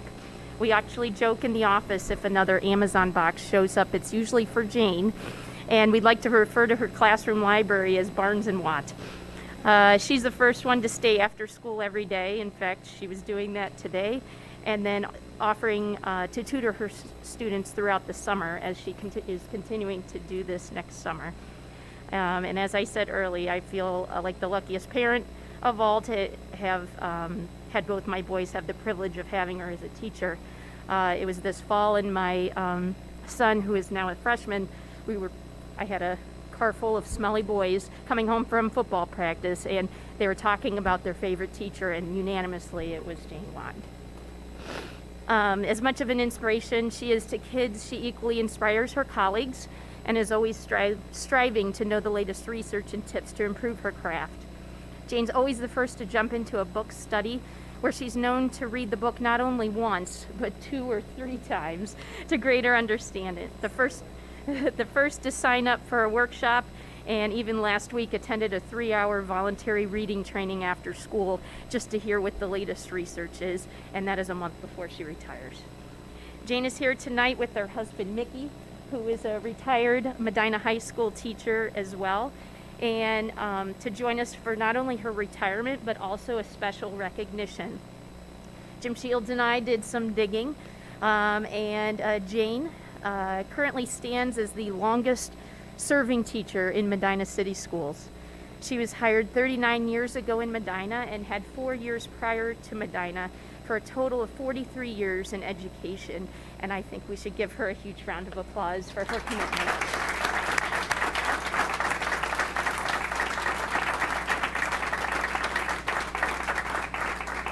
And as a small token to thank her for her incredible service, I'd like to present Jane with this piece, which includes 2 words that truly define Jane Watt, and that is inspirational legacy. She continues to inspire us daily, both kids and adults alike, and thanks for being such a great inspiration to us all.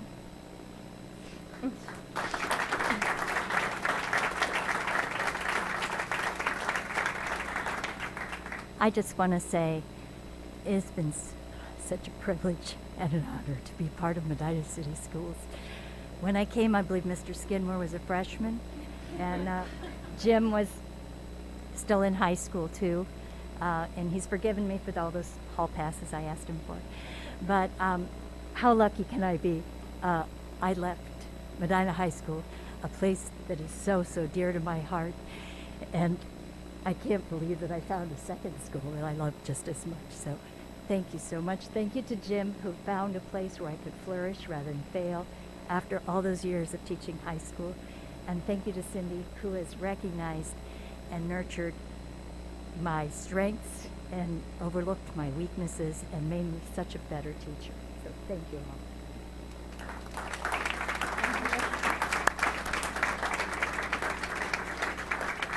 There are truly no weaknesses with Jane Watt. I also have a funny story. I don't know, Cindy, if you'll remember this, but one time Cindy and I got the biggest kick out of Jane not knowing how to enter an absence, because in 39 plus years here, she is never absent.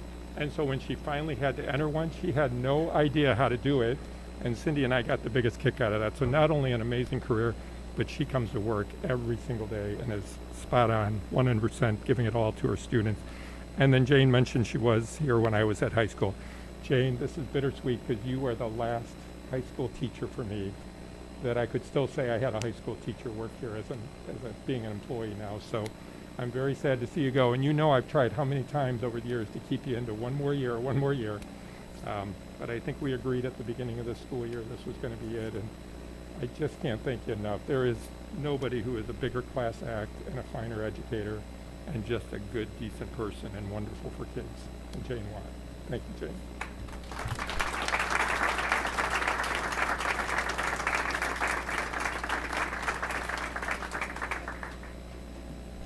Yep, I'd like to congratulate our retirees. It's sad but celebratory this time of year to see what great people that we have working in the district and to hear how long those careers have been. It's impressive. It doesn't only speak to the kind of educators we have, but the kind of district we are as well. Thank you. Thank you for that very nice presentation. So we have before us action items 1 through 18 of the superintendent's action items. Would we entertain a motion to accept those? I'll make a motion to accept the superintendent's action items. I'll second. Okay, thank you, Mr. Ross. Mrs. Parkhurst, any questions or comments from the board? Yes, Mr. Skidmore, I have some questions. That Sendero agreement, Mr. Sable, you mentioned that last year's agreement, we didn't use the full amount. Is that correct? Okay. So the one that's being presented, and I noticed the dates that were on it because it was attached 2020 and then 2021. Is the 2021 then a new contract? So if there is an increase to it, but the box was checked no, should that be checked as a yes? There's no increase to the overall contract.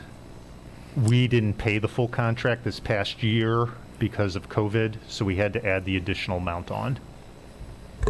Okay.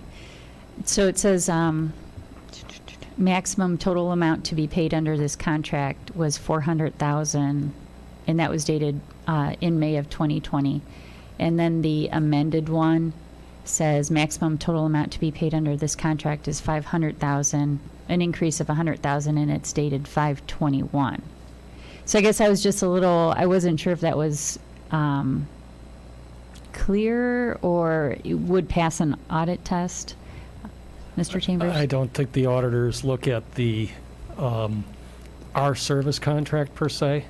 They'll look at the contracts and see if the contracts meet the federal guidelines for purchasing itself. Okay. So, Okay. but- So you're comfortable if that box is? yeah. Okay. Yeah, and there's no rate increase to the services. The rate is the same. It's just the amount of services that have changed. Okay. All right. I do have a couple more questions if you'll bear with me. And I think because I was had checked with Lisa before. So on item number 5 is the service agreement for the JDC, the summer education program, and it was corrected for this year, June 7th, 2021. But on page 3, it references an Exhibit 1, and I don't see an Exhibit 1 attached to that.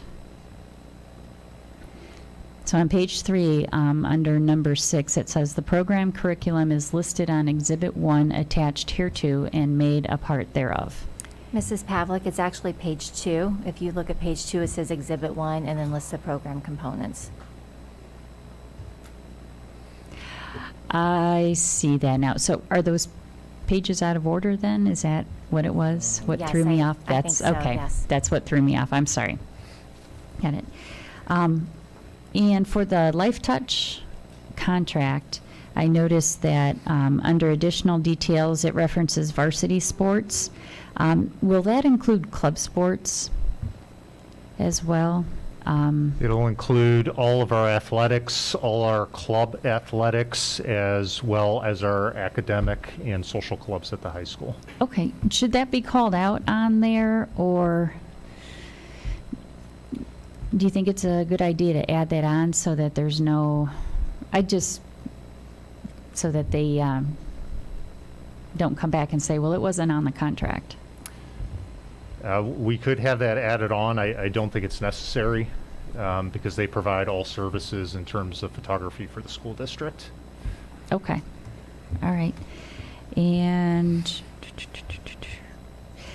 the Ohio High School Athletic Association resolution, will we see that fee come through as an invoice down the road? Because in the second resolution that we agree, that's listed, it calls out that fee. the membership for the State of Ohio Cooperative Purchasing Program. It states for a fee of $100 annually, but the resolution for the High School Athletic Association doesn't mention that $50. Should we have that changed, or is that going to get billed separately, or will that be handled?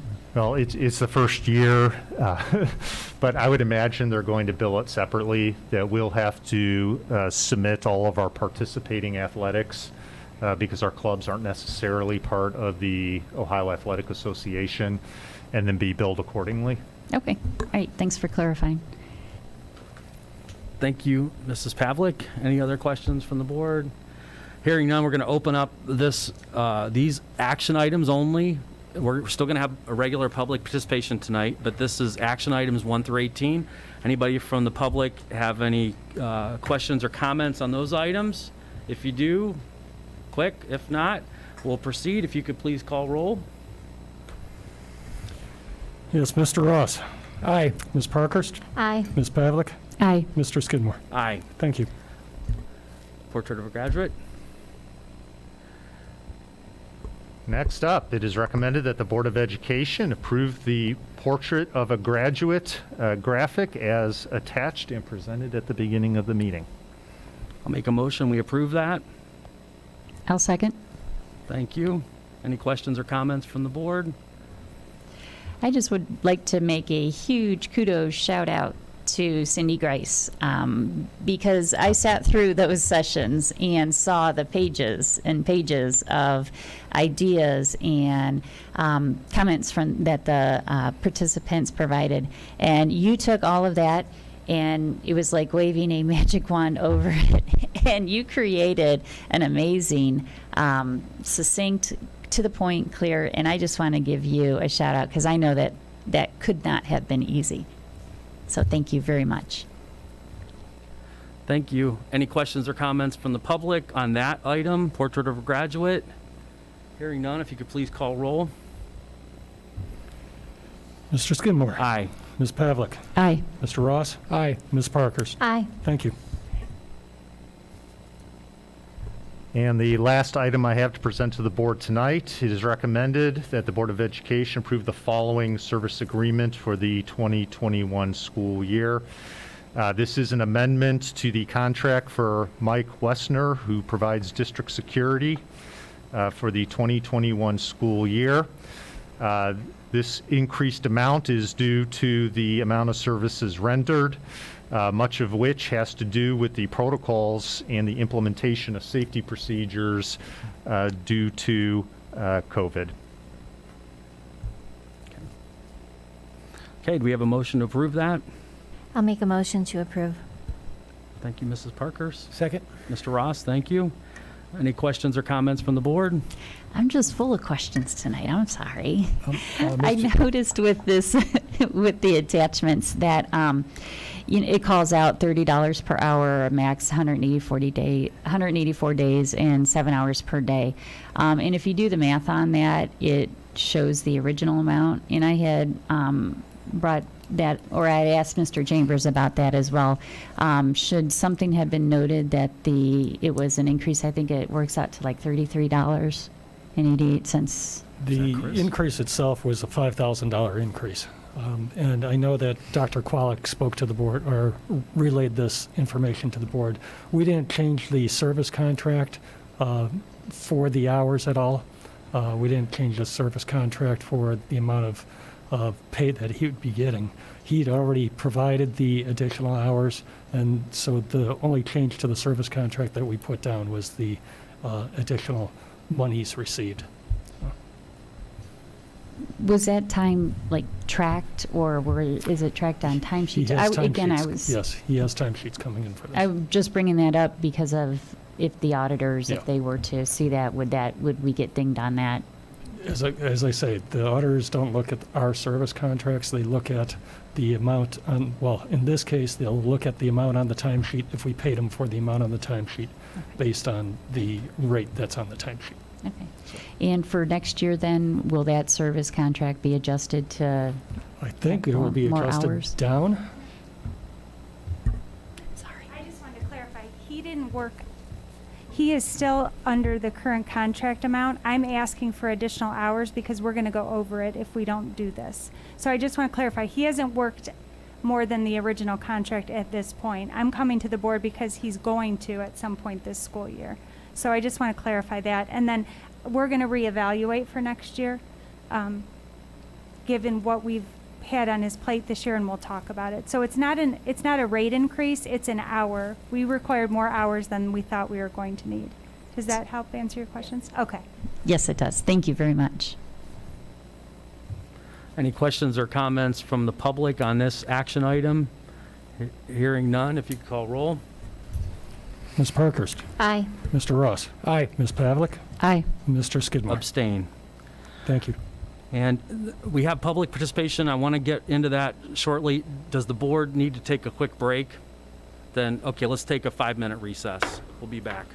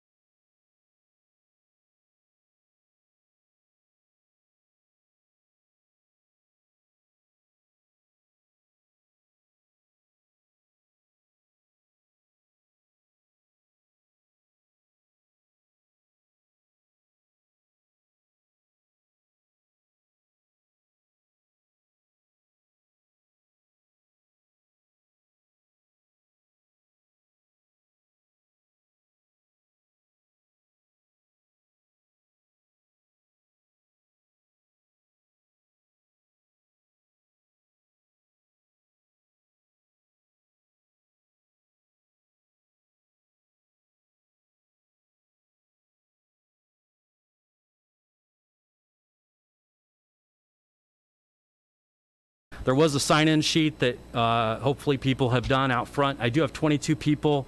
If you each get 3 minutes, that takes more than 30 minutes, so we'll have to figure that out. Attendees shall register their intention to participate in the public portion of the meeting upon their arrival at the meeting. After those that have registered have spoken, if time allows, the board president will ask for public participation from all other attendees. Please state your name. When you come to the podium, please state your name, address, and affiliation. Please keep comments to a maximum of 3 minutes. We will time. No participant may speak more than once on the same topic unless others who wish to speak on that topic have been heard.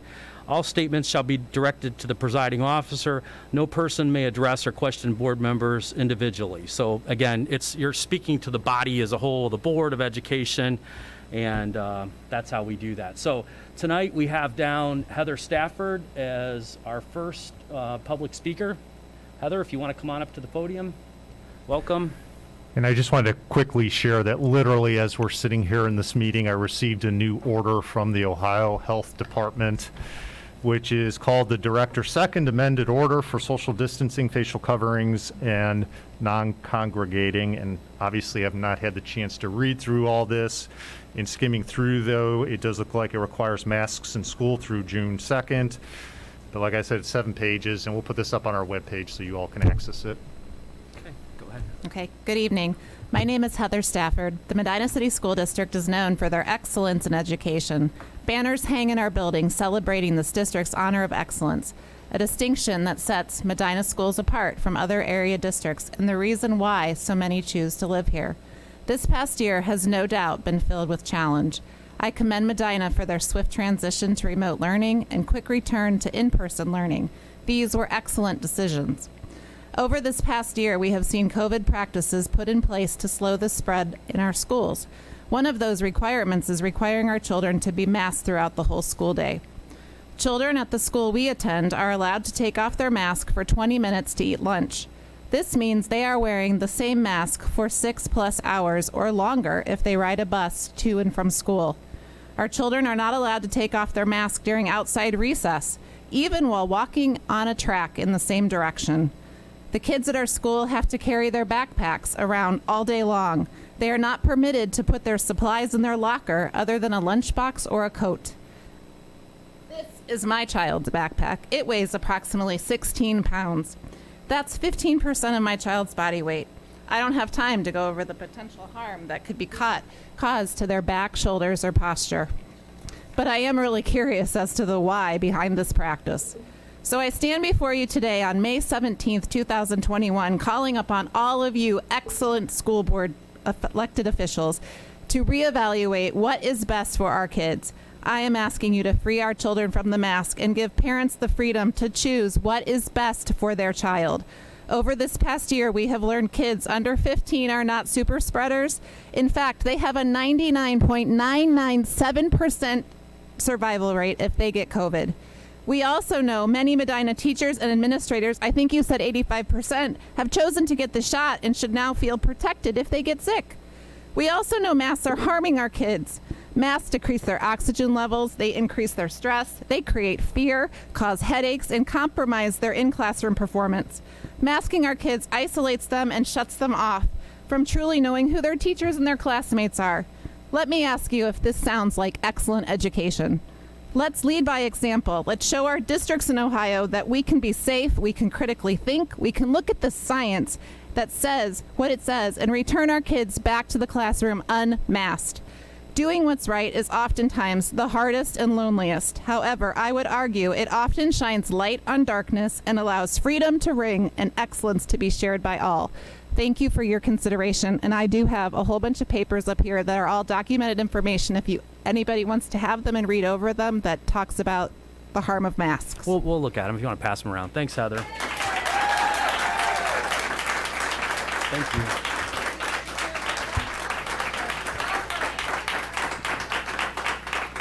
Okay, next we have Greg Stafford, but I don't know if he can top that. I don't know. Is Greg still here? Okay. I second what she said. All right, Greg. Thank you. Okay, Cindy, N-O-N-U-R-T, Nurt? Nort. And Cheryl, Cindy and Cheryl, we're not speaking. We were told to sign Sorry for the confusion on that. Thank you. Okay, so then I see a whole bunch of people that have signed in, and then I get all the way down to the bottom of the list, and I see a Karen Wirtz that would like to speak. Okay, we'll come back because a bunch of people didn't have that I don't know. So I'll come back. Is Karen up? Karen's not here. Then the next one I see then Melissa Jackson. Melissa, if you'd like to come on up.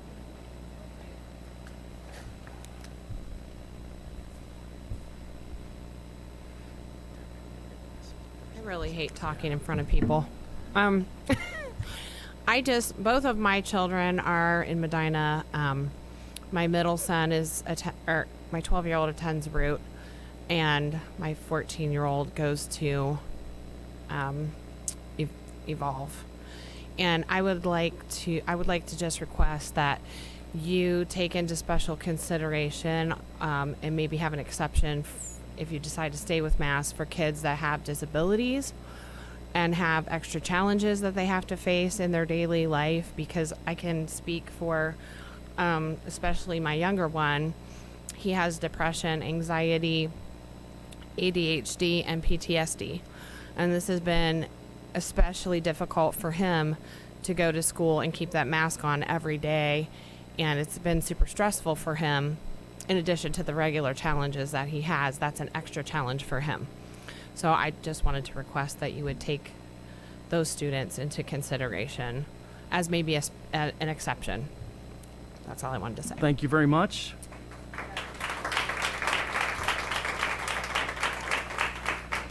Jeff Rogers. Come on up, Jeff.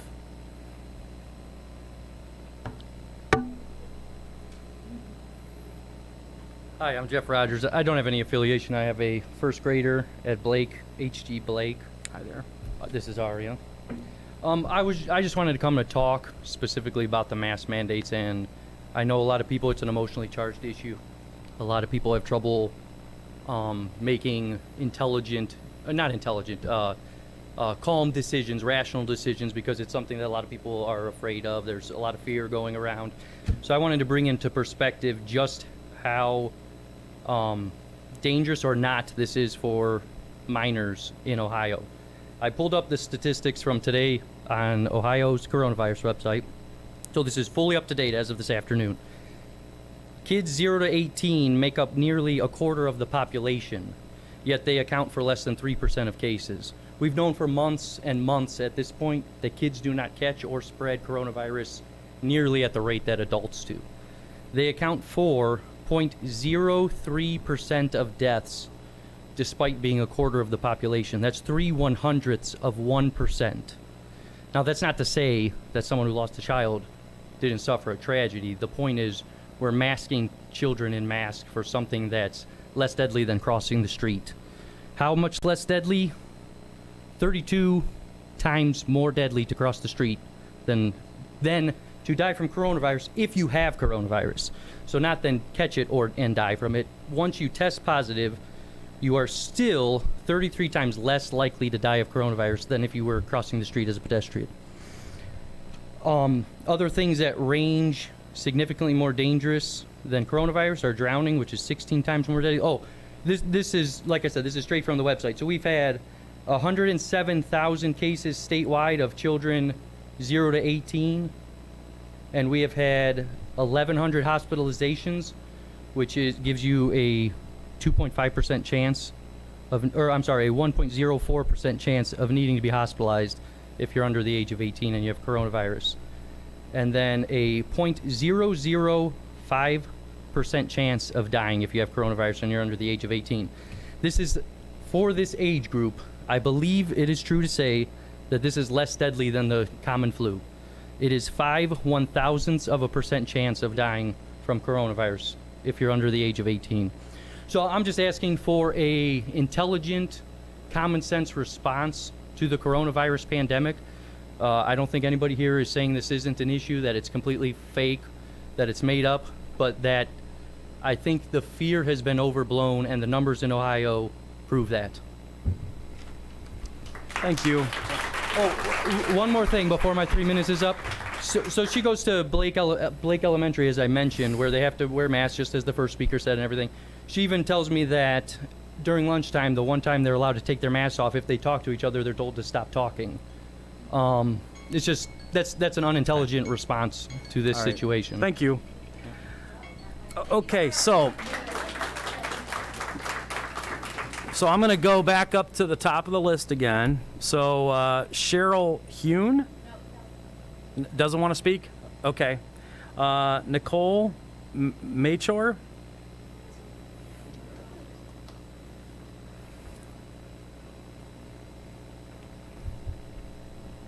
So I just had something really quick I wanted to say. This board talks about wanting our children to be critical thinkers, but it's not coming across that it's being actually done by yourselves. The definition of critical thinking is the objective analysis and evaluation of an issue in order to form a judgment. What analysis or evaluation was used for masks? Just saying because the health department says so is not critical thinking. Even my 15-year-old asked, well, what do the studies they are using say? Did this board do that? I'm guessing you didn't, because if you had, you would have read within those actual studies, they specifically say masks did not work to stop the spread. There are actual studies out there that show the negative effects masks have on children, both physically and mentally. I know that other families within this community have brought these specific things up to Mr. Sable and some of the board members. A critical thinker would use analysis and evaluation of those studies to see the risks and benefits of masking children don't add up. So that's it. Thank you.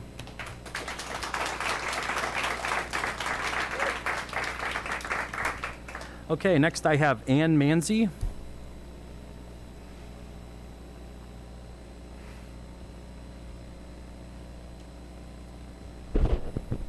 Hello, my name is Ann Manzi. I live at 3985 Sunset Drive.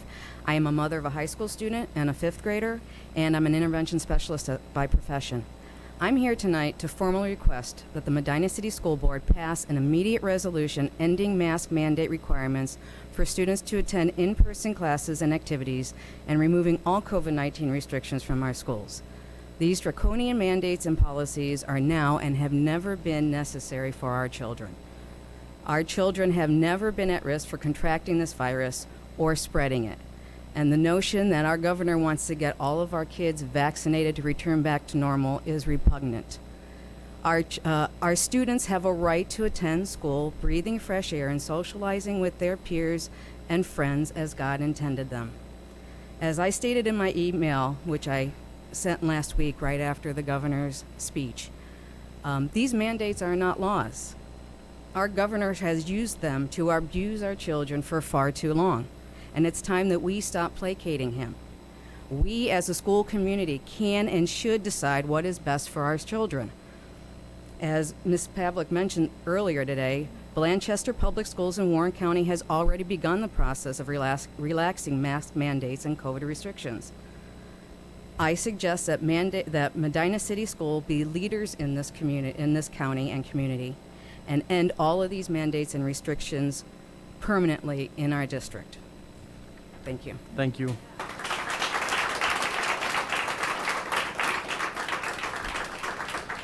Okay, is it Jared? P-E, I'm having trouble reading. Is it P-E-T-T? Jared? Lives on Creekside? Okay, all right. Francesca Abrameshik? Sorry. I think I butchered your name. Sorry about that. That's okay. Everybody does it. I told my husband I was looking for a guy with a short last name, and I got like the entire alphabet. I wasn't actually going to speak, but while I'm here, thank you for listening to us. We appreciate you being here and giving us a voice. I have 2 middle schoolers. My daughter will be 12 in July, and my son is 13. They both suffer from severe migraines and have for quite some time. It was manageable up until this past year. We just had a special appointment at Akron Children's Hospital, and on Tuesday they will be getting MRIs to see hopefully that nothing serious is going on, but every single day one of my children comes home, sometimes both, with a headache. They live on ibuprofen. I cannot continue to do this. I can't. I mean, I'm a mom. I'm here to protect my children. If you all have children, I'm sure you understand our passion. We just want to do what's right. You guys are our elected leaders. The CDC was not elected by anyone, and they are there for guidance. It doesn't mean you have to treat them like they're God, right? I mean, do we have a choice or not to be parents? We should have consent over what is happening with our children, or at least at minimum a voice or a choice. This is America. My parents came here from the former Yugoslavia, a socialist communist country. I cannot tell you the struggles that we have went through. They brought us here to be free, and we have so enjoyed being free here in America to make our own personal choices, whatever those may be. And I want to be able to do the same thing for my children. I am their mother. I know what's best for them, and I'd like to be able to have that choice. I don't want my children in masks anymore. It's ridiculous. It has been proven with that big stack of papers, which I certainly hope that you will read, because those are all the statistics, all the studies.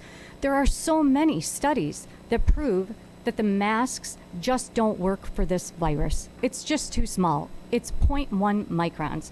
Any piece of cloth or garbage we put on our face just to say we're covering our nose and our mouth is over 0.3. So it's just not effective. So I feel, with all due respect, the burden of proof actually lies on you. Can you prove to us that they work? Can you show us some statistics? Okay. Thank you very much, respectfully. Thank you. Okay. Kim Gordon? Okay. And then we have Jennifer Webb.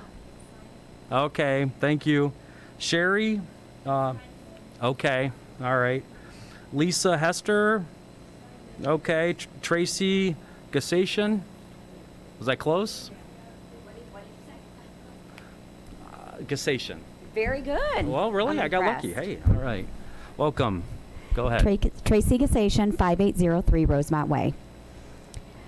I obtained an email correspondence from Aaron Sable, Superintendent, stating, quote, "We are required as a public school district to implement legislative and the governor's orders as related to the pandemic. If we do not follow these, we run the risk of losing state and federal funding," end quote. This statement is in direct opposition of the resolution set in place by the Ohio State Board of Education on July 14th, 2020. I've also spoken to them directly. They actually state that each district, school district, and Board of Education, including Medina City School Board, has authority to make the decisions for their district.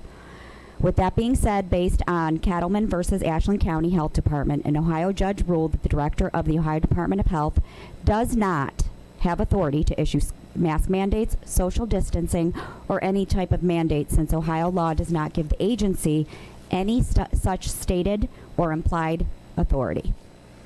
These mask mandates, social distancing, and probable vaccine mandates are unconstitutional. They violate the 1st, 4th, 6th, 5th, 6th, 9th, 10th Amendments, and including but not limited to the Bill of Rights of the Ohio Constitution. Your bylaws and ORC 3313.10 require you take an oath to the Constitution of the United States and the state of Ohio. Therefore, by requiring masks, social distancing, or vaccines, you are in violation of your oath.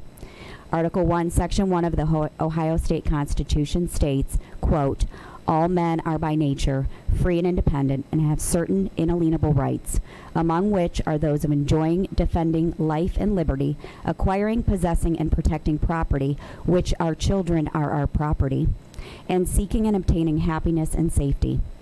Article 1, Section 2 states, "All political power is inherent in the people. Anyone acting outside of their duties and authority would be in violation of 18 U.S.C. 242, deprivation of rights under color of law. Any conspiring against our rights is a violation rights is in violation of the following, but not limited to 18 U.S.C. 241, conspiracy against rights, and can be held accountable in their personal and private capacity. I don't think you guys are aware of this. Your governor is leading you out to dry. In summary, these mandates are unlawful. Enforcing or continuing to enforce this is a voluntarily, I need you to understand this. This is voluntarily, you are violating your oath.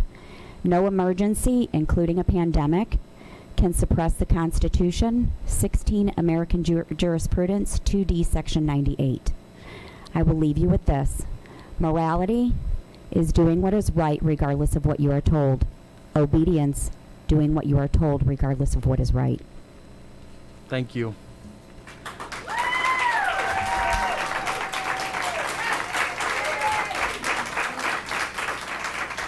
Okay, I see a Julie on Timber Creek. Sign in. Thank you, Julie. Amy Smoyer. Okay, thanks, Amy. Aaron Wirtz.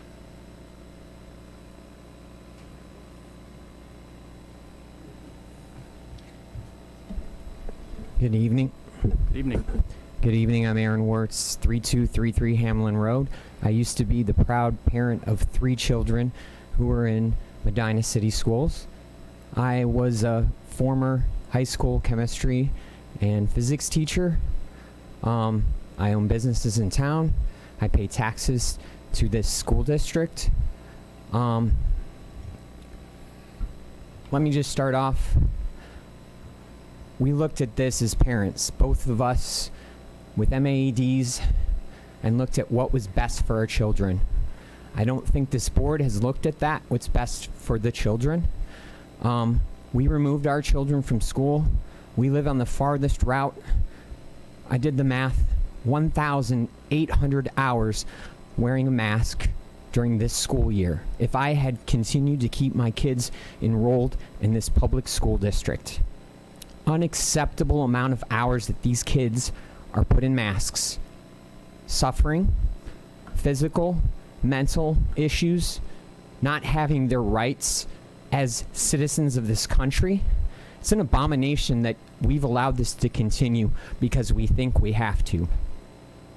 I stand here as a business owner who has stood up against our governor, and not once have I been cited for anything wrong, because what we have here is not right. There's no administrative code, no revised code that you are abiding by to put these children in masks. You are doing it because you consent. Let me tell you what your Ohio Department of Health has told you to do. They've told you to take and put children into masks. In their most recent survey, children between the ages of 10 and 14, back as the most recent information, the #1 cause of death in Ohio for children in that demographic was suicide. So tell me how you're protecting our kids, how you're here and serving our children if you're putting them in masks, putting them in conditions which stress their mental health. I talk about this as a concerned parent. I have a child that's been stressed about this, and we took him away from that stress. But how can you stand here in front of us and continue this disgusting behavior of continuing to say you care for our students, you care for our community's children, but you don't do the right thing because it's not convenient, or you would have to stand up, Aaron Sable, or you'd have to stand up, board members, and say this is enough. And you'd have to take a risk of people saying that, oh, they don't like what you've chosen to do. But doing the right thing requires courage, and I don't think you have the courage to do it. But I'm calling you to make a change. Time's up. Thank you. All right. Okay. I have one more person who signed in as T, if he wants to claim his spot to speak. T is welcome to come up. If not, I think we've gone through the list, unless I've missed somebody, and we don't want to go to, we still have executive session. Everybody has families to get to. We'd love to hear from everybody. I think we've heard some really good information tonight. Okay, I think you've all given us communication and expressed that. Is there somebody that didn't get to sign up that wants to, just briefly, one person or two at all? No, go ahead. Come on, quick. Is this our last speaker? Are we good with this? Then we'll go ahead and do executive. Thank you. Go ahead. So my profession is a safety engineer. I've had to evaluate many accident situations where several people have died. What we do is we tend to look down into the root cause of what caused that accident and why these people had to die. During that root cause investigation, probably 99 to 100% of that time is caused by trying to meet schedule and giving up safety, trying to reduce cost and giving up safety, or following political protocol.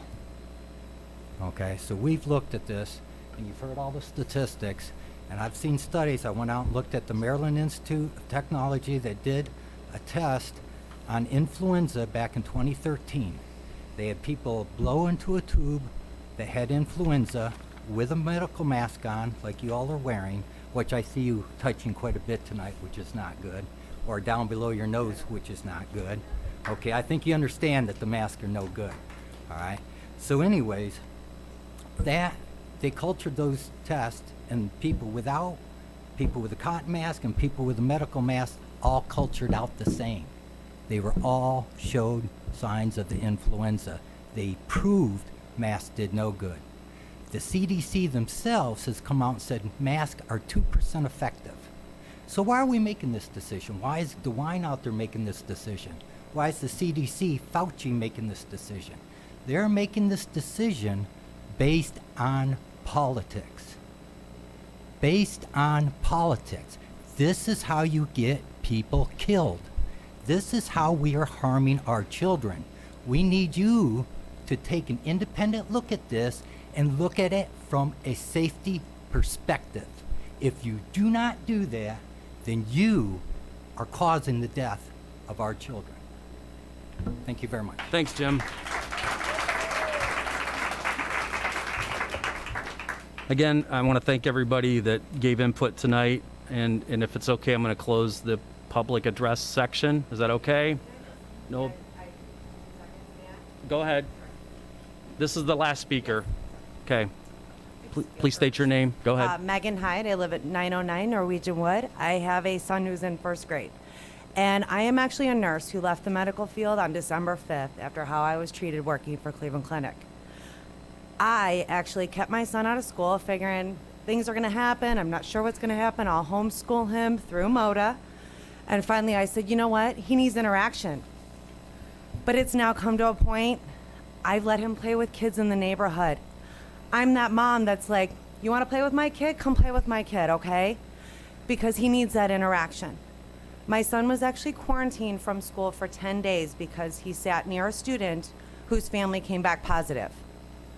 That child also had been to my home every morning and every afternoon. I took her to school and took her from school.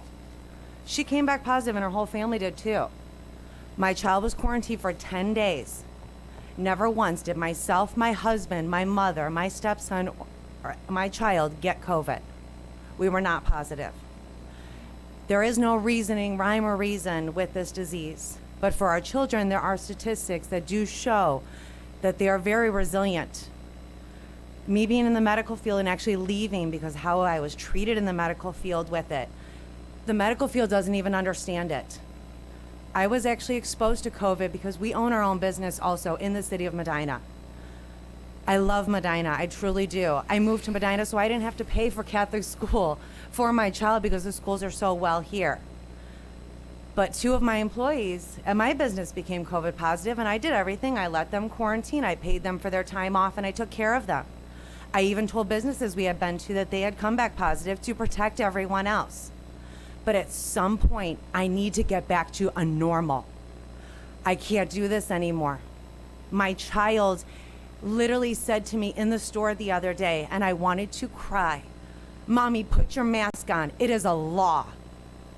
It is not a law. It is a mandate. And it hurts me that my child, I feel like I teach him at home what I feel, but maybe he's being brainwashed because he sees this every day and it's accepted as the new normal. and that hurts me. And what hurts me is the emails that I get from school saying, please watch how you talk to your children. Please inform them of the mask, and please be positive about it. No, I will teach my child what I want to teach my child at home. And if I am not accepting of the mask and how things are going, that is how I will teach my child. So please take into consideration when you send a survey out if we want to join MODA or not join MODA, or we want to do this or we want to do that. Maybe a survey, do you want your child to wear a mask at school or not, would be a good survey to put out, please. Okay, thank you. Thank you. Okay. I'm going to make a motion that we go in executive session to consider employment, compensation of a public employee or official for discussion with the board's legal counsel of disputes involving the board that are subject of pending or imminent court action, preparation for conducting or reviewing negotiations or bargaining sessions with employees concerning their compensation or other terms and conditions of their employment, and for specialized details of security arrangements and emergency response protocols where disclosure might reveal information that could jeopardize the district's security. I'll second. Thank you. Any questions, comments? If you call roll. Mr. Skidmore. Aye. Ms. Parkhurst. Aye. Ms. Pavlik. Aye. Mr. Ross. Aye. Thank you. Okay, we're going into session with our superintendent, our treasurer, Dr. Kwalik, and Mr. Shields? And Mr. Wessner. We will not take action when we come back on to adjourn. Thank you.